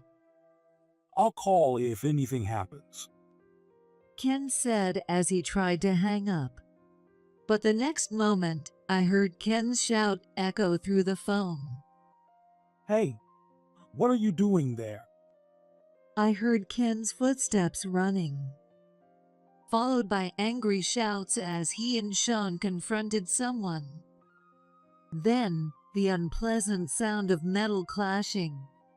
How dare you? Rachel, you betrayed me and had a baby. Don't think you'll be the only one happy. The voice I heard was not Ken's usual calm tone, but a man's voice filled with hatred and malice. Ken, what's happening? Ken. I clung to the phone desperately, but the noise made it hard to understand what was going on. After the tumultuous sounds, the other end of the phone finally went quiet. While I was on the phone with Ken from Carol's house, Ken had seen John hiding in the shadows of our home. John had been carrying multiple knives. It's obvious what he intended to do. Fueled by anger, Ken and Sean confronted John, who was about to go on a rampage. Luckily, Sean had experience in judo, and they managed to capture John without anyone getting hurt. The police were called immediately, and John was arrested. As he was being taken away, he directed his anger at Rachel, shouting, "It's all your fault, Rachel. You traitor." This confirmed that John harbored resentment towards Rachel.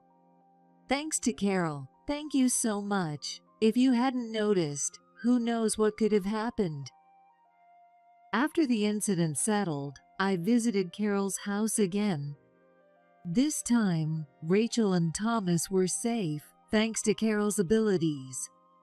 The pain Carol felt at that time was the intense hatred directed at Thomas from John.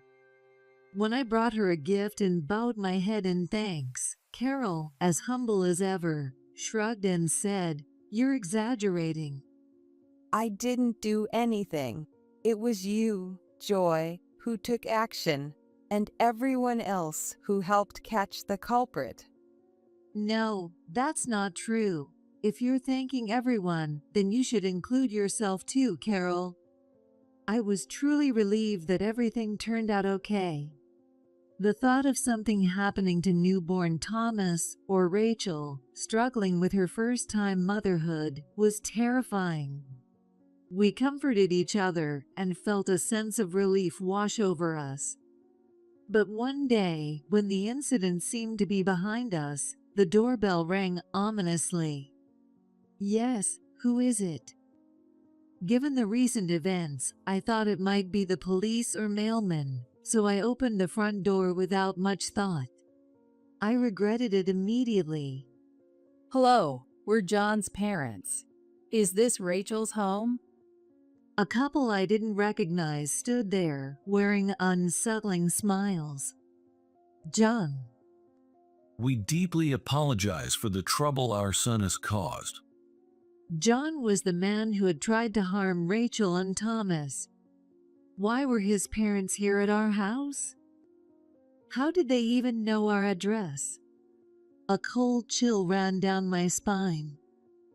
We came to apologize directly to Rachel and Thomas. May we come in? What were these people talking about? We wanted nothing more to do with anything related to the culprit, and it seemed unnatural for them to come to our house just to apologize. The incident had only just happened. Wouldn't such matters usually be handled through lawyers or the police? There was no way I could let these two meet Rachel and Thomas. I'm sorry, but my daughter is deeply traumatized. I can't let her meet with you in such a state. Please leave. Please, we only want to apologize. John's mother leaned in, placing her hand on the front door I was about to close. Her serene smile only made me feel more uneasy. No, thank you. Your apology means nothing. If you truly care about my daughter, please stay away from her forever. When I responded firmly, John's mother widened her eyes in shock. Then, she suddenly let out a piercing scream that could probably be heard by the neighbors. Oh my, I knew I wasn't wrong. How dreadful to think that my precious son might have married the daughter of someone so rude. I wondered what kind of person would reject my son. It must have been your daughter who had the problem. She must have deceived him. Excuse me. Feeling uneasy about their sudden change, I firmly closed the door and locked it. If they continued to bother us, I decided to call the police. Clutching my phone, I felt cold sweat trickling down my spine. John's parents lingered in front of the house for a while, but eventually they seemed to give up and left quietly. I was so relieved that I sank to the floor. Even though the culprit had been caught, it might still be too early to feel completely safe. I decided to share this with my family. Actually, John's parents came by today. What? I brought it up in a stern tone during dinner when everyone was together. Rachel's face turned pale with worry, and Ken and Sean furrowed their brows. They insisted on coming in to apologize directly to Rachel and Thomas, but I sent them away. That's unnerving. From those parents, I didn't feel any genuine intent to apologize. I just couldn't figure out what they were thinking, and it was deeply unsettling. Trying to lighten the darkening mood, Ken said decisively, Maybe we should move. It's not good that they know our address. I agree.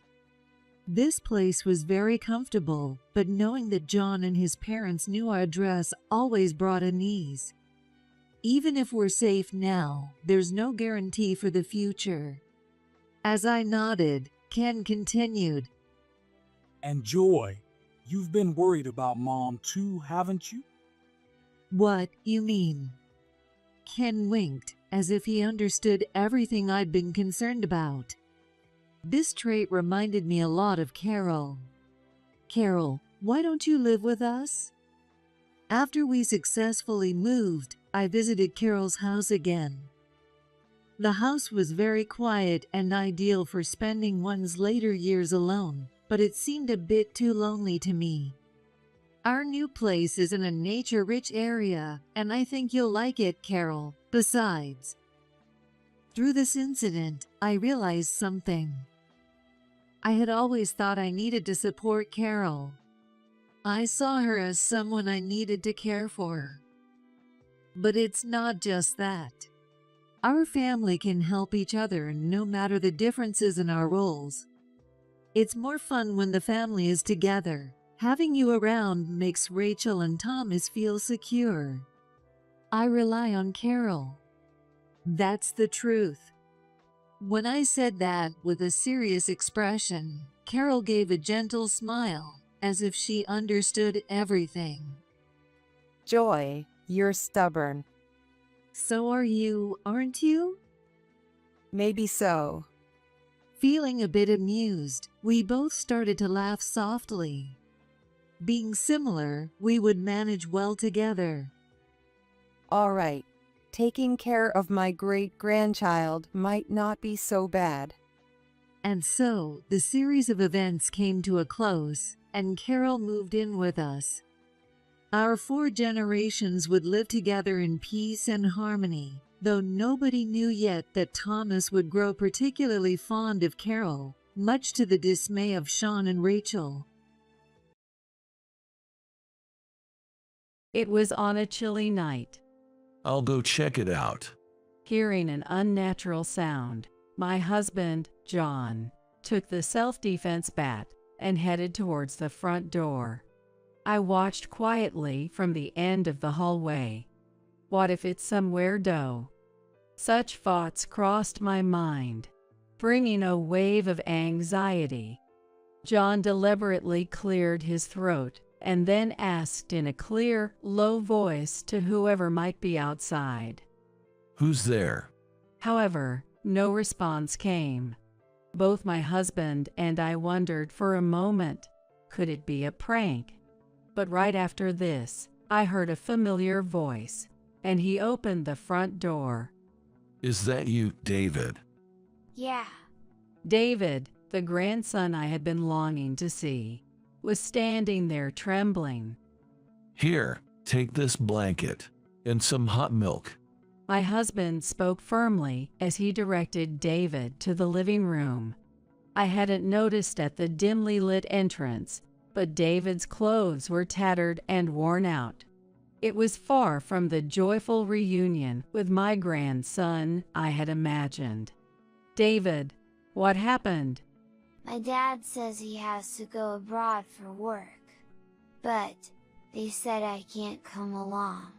David had been picked up by a stranger while trying to remember the way to our house from his early childhood memories, and luckily made it here. I held back my tears as I hugged David tightly. I'm just glad you're safe. Really, really glad. They say I'm a stepchild. That stepchildren get in everyone's way, so I shouldn't stay with them. To David's soft words, my husband blurted out immediately. Indeed, that's true. Then you'll just have to live on your own. No, that can't be. I was stunned by my husband's unexpected words. Yet, for some reason, my husband seemed very refreshed and clear-headed. My name is Amanda Williams. This is a story from when I was in my 50s. My husband, John, was a craftsman making traditional crafts in a small rural town. Born and raised in this town, which still strongly retained its old-fashioned atmosphere, he learned only the craft of making traditional items and naturally took over his family's workshop. The encounter with my husband back then was a typical arranged marriage for the time. For me, it was the second time, but John had gone through 6 matchmaking sessions before he met me. Typically reserved and a bit difficult, which is probably why it was hard for him to find a partner. To be honest, I was somewhat uncomfortable with his difficult nature. Yet, we ended up getting married because of his earnest approach to his work and the clumsy yet kind demeanor he always showed. To support him, I quit my job and joined the workshop. At first, I made so many terrible mistakes that I only added to his workload. But now we manage the workshop together as a team. For me, who had casually gone to community college and landed a convenient job, creating crafts became a fresh and fulfilling career. We have a son named Ryan. As a child, Ryan was curious about everything.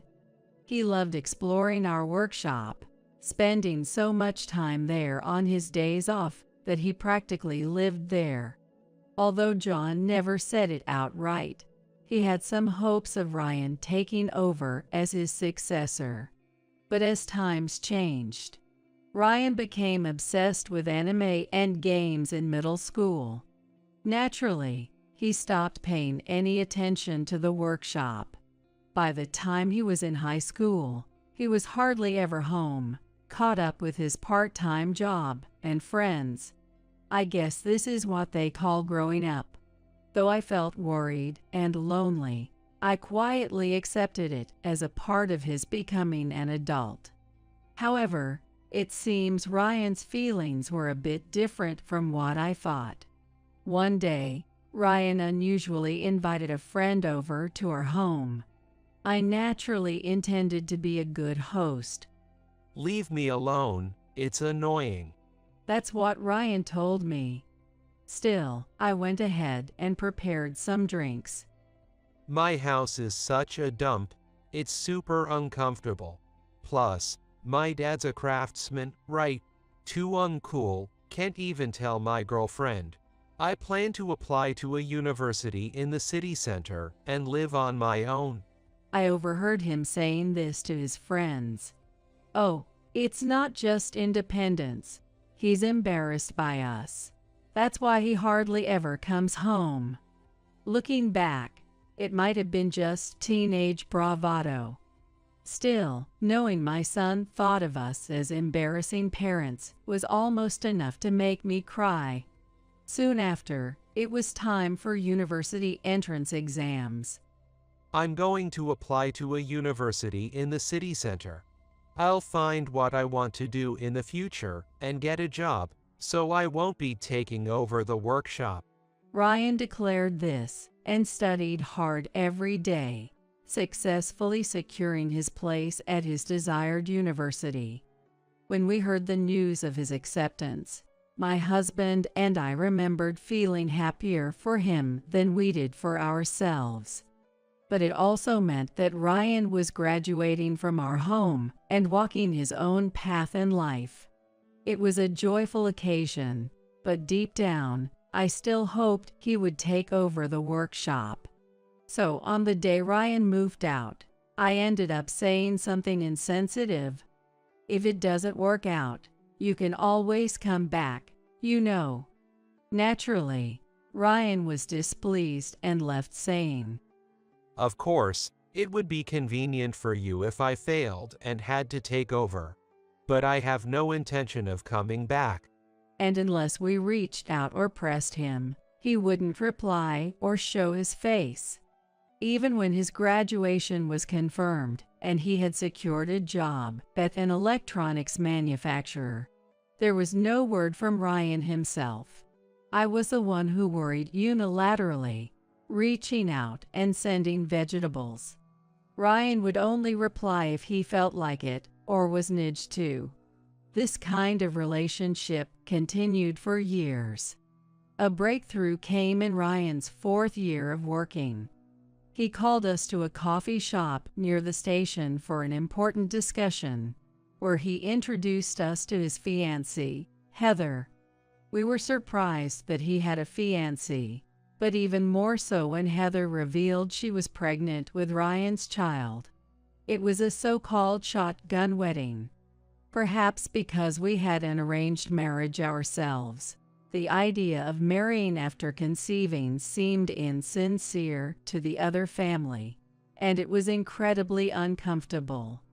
So we quickly set up a meeting with both families and apologized to Heather's parents, saying we apologize for getting the order wrong. We braced for complaints, but surprisingly, Heather's parents were very gracious in their dealings with our family. And Heather herself said, I'm very happy to be blessed with a child and to be able to marry Ryan. I look forward to our future together. My husband and I were moved by how wonderful and generous our son's wife was, and we couldn't have been more grateful. Heather had a chronic illness from childhood, and as soon as she was stable, she returned to her parents' home to give birth at a major hospital. Normally, I would learn about the well-being and condition of a daughter-in-law through my son. However, Ryan told us nothing about Heather while she was back at her parents' home. Sometimes, I tried to press him for information. I guess she's fine. However, Ryan seemed disinterested with his responses. I became increasingly anxious and started to have dark thoughts. That was when it started. From a certain time, we began to receive letters regularly. The sender was Heather. Kindly, Heather sent us ultrasound photos and updates from her checkups. Heather, unlike my son, who, like a high school teenager in adolescence, constantly nags at her parents, was exceptionally generous and mature. Thanks to my exchanges with Heather, I was able to focus more on my love for the soon-to-arrive grandchild than my grievances with Ryan. And so our grandson David, who looked just like Heather with her gentle smile and inherited Ryan's intense curiosity, grew up healthily. After getting married, Ryan and Heather's new home was a newly built apartment about 4 stations away by train from our town. Since Heather's parents lived far away, I started going to their apartment to help with household chores and child care when needed. I wonder if this is what it's like to have a daughter. I mused during my peaceful and enjoyable times with Heather. Heather, saying John probably wants to see David too, often brought Ryan and David to our house. Officially, it was to visit with the grandchild, but I quickly realized the true purpose was to increase Ryan's involvement with us. Initially reluctant, Ryan began to drop by with David during breaks from work, even coming by themselves. Heather's marriage brought us more than just a lovely grandchild. It gave my husband and me a sense of hope and light. But when David was just over 2 years old, Heather suddenly passed away. We were all shaken by the sudden parting, David included. Amidst this, only Ryan remained remarkably calm. He methodically handled the funeral arrangements and cleared out Heather's belongings, then somewhat forcefully delivered her ashes to her parents' home. And within a month of Heather's passing, Ryan quickly remarried a woman named Natalie, who was 2 years younger than Heather. John was furious at Ryan's actions. Just after Heather died, you were remarrying already. Are you kidding me? Don't you think about David's feelings at all? It's none of Dad's business who I marry. Besides, David needs a mother. Stop meddling. How dare you speak to your father like that? Enough. I disown you as my son. Don't ever cross our doorstep again. Fine by me. I'm better off without such nagging parents. This exchange was the epitome of a heated argument. Following this, Ryan again stopped all communications with us. Yet, I couldn't bring myself to blame John, because Natalie and Ryan had been involved romantically even while Heather was alive. Moreover, the reason for this was said to be Heather's absence due to giving birth back in her hometown, leaving no room for forgiveness. When Heather returned after giving birth, Ryan apparently began to frequently lie to spend time with Natalie. Particularly common were the lies about urgent work on days he visited our house.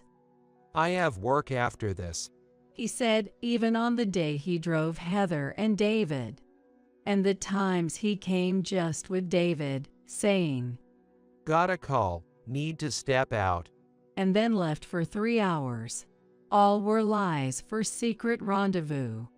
I never imagined that such a horrifying betrayal was unfolding behind what I thought were happy days. Even that alone would have been bad enough, but Heather had been aware of Ryan's betrayal from an early stage. She had considered divorce many times, but seemed unable to take the step, thinking of young David. We were told all this by Heather's parents after the funeral. Furthermore, Heather's parents, with tears of frustration, shared their thoughts and feelings. Heather was exhausted because of Ryan's betrayal.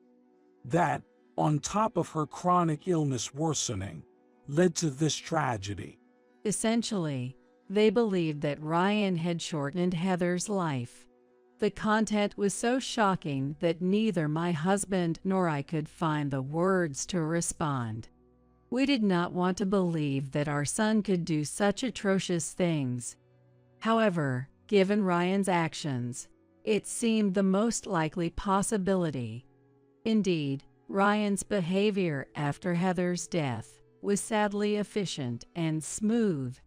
As much as I hate to admit it, this is the truth. In the end, Heather's parents left us with these words before they departed. We will no longer have any dealings with you all. We worry about our grandson, but thinking of him as the child of the man who shortened our daughter's life, we can't find it in ourselves to love him. Please understand.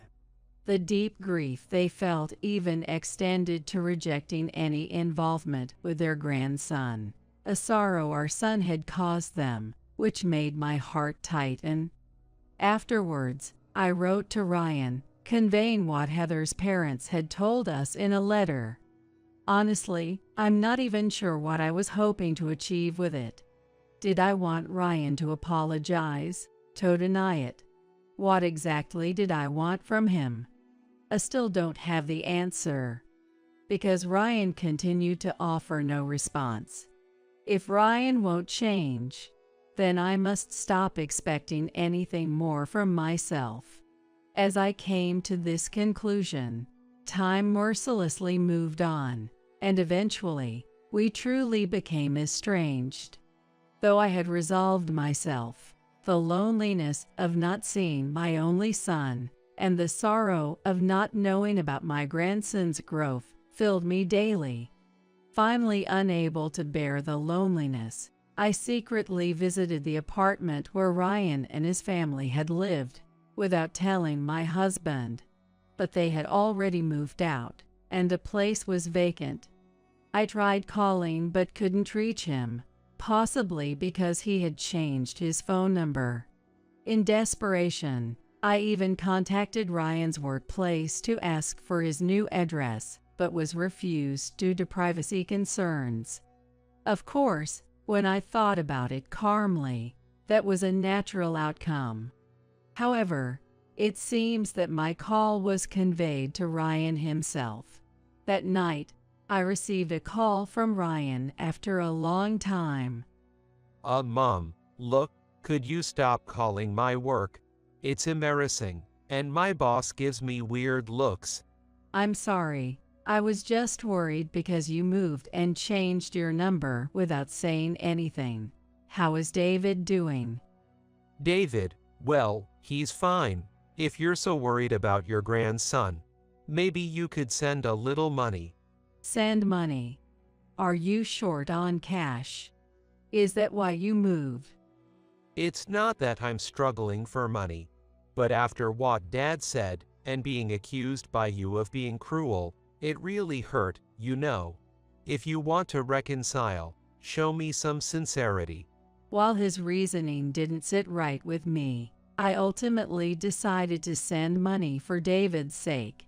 No matter how strained the mood, worrying about one's children and grandchildren is just what parents do. At that point, I just wanted any connection, however small. I did as Ryan asked, and began depositing a fixed amount into the specified account every month. Not that it led Ryan to thank me or come visit. When I did get a call from Ryan, it was usually to say things like, "The deposit hasn't come through yet," or "I had some unexpected expenses, and it's stuff, so could you send a bit more money?" Each time such calls came, I would relay to Ryan, "Is David doing okay? Can't he come to the phone? Even a photo would be fine. Please send one next time." Ryan would casually dismiss my requests with a nonchalant yeah each time. On the other hand, my husband wouldn't listen when I told him about the calls with Ryan. I'm not getting involved at all. The money and the calls, you're handling them on your own. And just like before, he silently immerses himself in his work. But inside, I knew he longed to see our grandson even more than I did. Frequently, I caught him sighing sadly while looking at a drawing David had made for us. How long should we keep up this distorted family relationship? But if I stop sending money, we might really lose contact altogether. Caught in a situation where I could neither move forward nor back, I agonized daily. It was a chilly night. Just as I heard the sound of a car door opening and closing near our house, it sped away. With the depopulation of our town, any car stopping was almost certainly a delivery driver. But it was strange for it to drive away so quickly. As I pondered this, I heard a weak knocking at the front door. I'll check it out, my husband said, taking the self-defense bat and heading to the front door. I watched quietly from the end of the hallway. What if it's someone strange? The unnatural situation spurred one bad fantasy after another in my mind. Soon, it seemed my husband had reached the front door. He deliberately cleared his throat and then asked in a clear, low voice to whoever might be outside, "Who's there?" However, no response came. Both my husband and I fought for a moment. Could it be a prank? But just after this, I heard a child's voice that seemed familiar from outside the door. Grandpa? Recognizing the voice, my husband threw down the bat and hurried to unlock the door. "David, is that you?" Yes. There stood David, the grandson we had longed to see, trembling. From the back of the hallway where I had been watching everything, I was so shocked that I stood frozen. Then my husband, with a firm tone, directed me. Hey, get a blanket and some hot milk. Snapped back to reality by his voice, I quickly prepared what he asked for. Then I draped a blanket over David in the living room and offered him a cup of hot milk.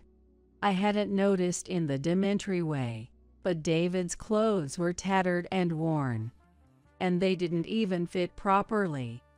Moreover, it seemed like he hadn't taken a shower in a long time. A distinct foul smell lingered in the air, a constant presence. This was hardly the joyful reunion with my grandson I had longed for. David, what happened? I asked David hesitantly. He began to share his story bit by bit. In summary, this is what he said. Ryan and Natalie had recently had a child who was now 3 years old. Since Natalie became his stepmother, David had been treated coldly. This was tough enough, but it got worse after his brother was born. However, the real cruelty came later. So, this morning, I found out our home was gone. I remembered Grandpa's house was near the Green Line train, so I walked along the tracks, and the man next door gave me a ride here. What? Your home is gone? Was there a fire? No, it's not that. Dad and Natalie are going overseas for work, they said. But they told me I couldn't come. Incredibly, amidst the chaos of an overseas transfer, Ryan and Natalie had left David behind. David had walked to our house, trying to recall his early memories when a neighbor, concerned for him, brought him to our doorstep. I hugged David tightly, holding back my tears. I'm just glad you're safe. Really, really glad. Thank you, David said, leaning against me.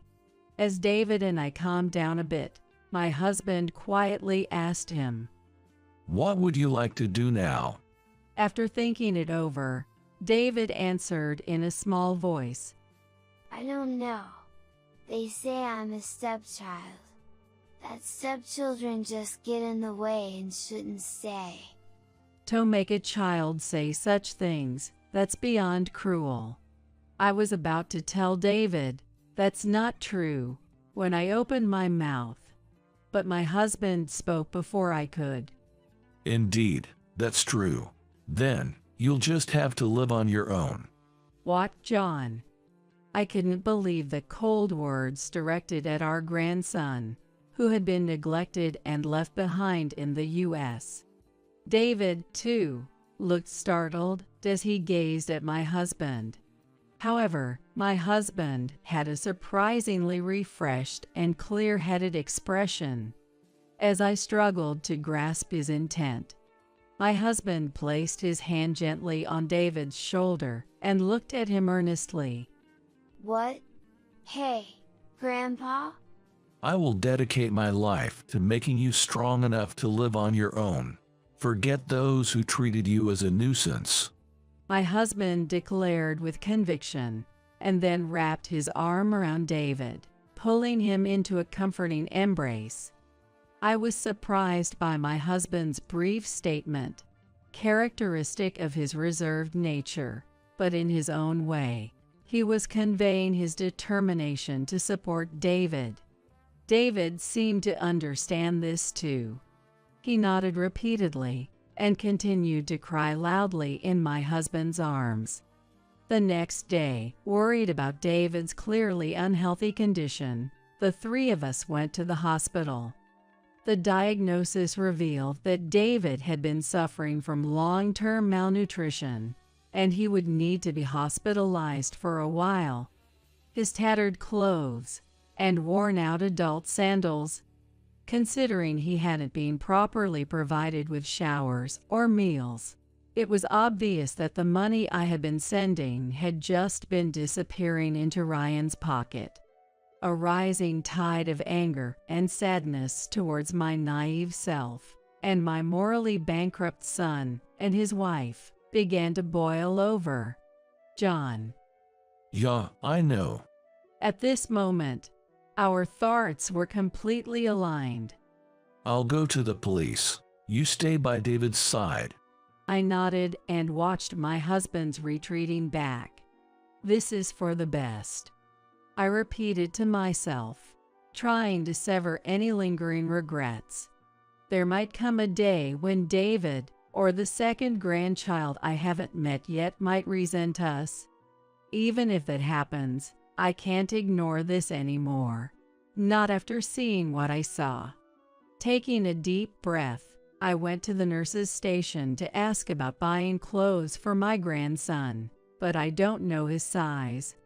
Meanwhile, my husband arrived at the police station and explained David's situation. He was immediately taken to a private room for a detailed interview. By the end of the day, Ryan and Natalie were suspected of neglect of a guardian's duty. Ryan's boss, upon receiving contact from the police, quickly canceled their overseas transfer and instructed them to return home. We didn't do any such thing. Ryan denied the allegations and refused to cancel the transfer or return home. If you're innocent, prove it, but first, come back. Eventually, persuaded, he reluctantly returned. Upon appearing at the police station, Ryan and Natalie consistently denied the allegations. Natalie even made confusing statements. David hates me. He said, I'd rather live with Grandma and Grandpa than go abroad. So he left. We had no choice. The very idea of moving abroad and leaving a 5-year-old child behind is inconceivable. I was utterly dumbfounded that they couldn't see this.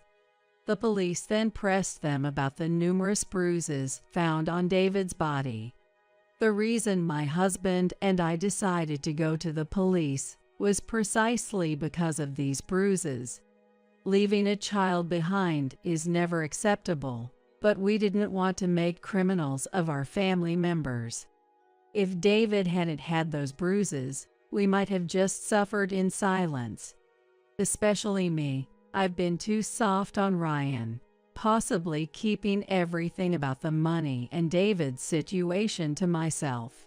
But the shock of seeing David's bruises was enough to dispel any leniency. We can't overlook this anymore. They need to fully understand the gravity of their actions. That was our firm belief. According to the hospital's medical report, such bruises could only have been caused by repeated trauma over a long period. This repeated over a long period aspect was proof that it wasn't accidental.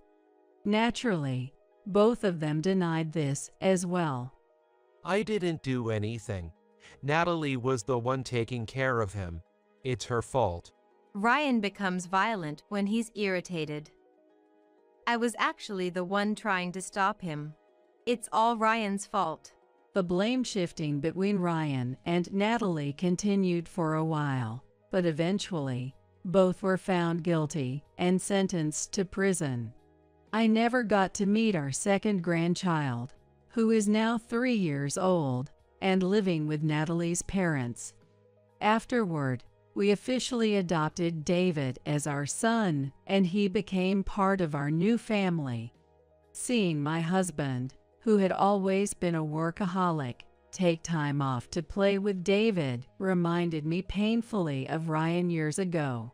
Yet, every time I saw David's joyful smile, I felt reassured that we made the right decision. As he grew stronger, David often helped around the house and the workshop. Both my husband and I always thanked him and reminded him, but don't feel you have to take over the workshop. We had sworn never to impose our expectations unilaterally again. Over 15 years have passed since then. David decided on his own to become a traditional craftsman and is now learning as my husband's foremost apprentice. His crafts are so exquisite that they have been featured in local magazines. I'm going to inherit this workshop in the future and give Grandma and Grandpa a break, David said, beaming with pride. I feel an indescribable happiness every day, grateful for David's healthy growth and his kindness toward us. David is clearly moving forward towards the future. We intend to continue protecting his bright eyes and smile. I hope that fewer children experience what David went through, ideally none at all. I feel strongly about it.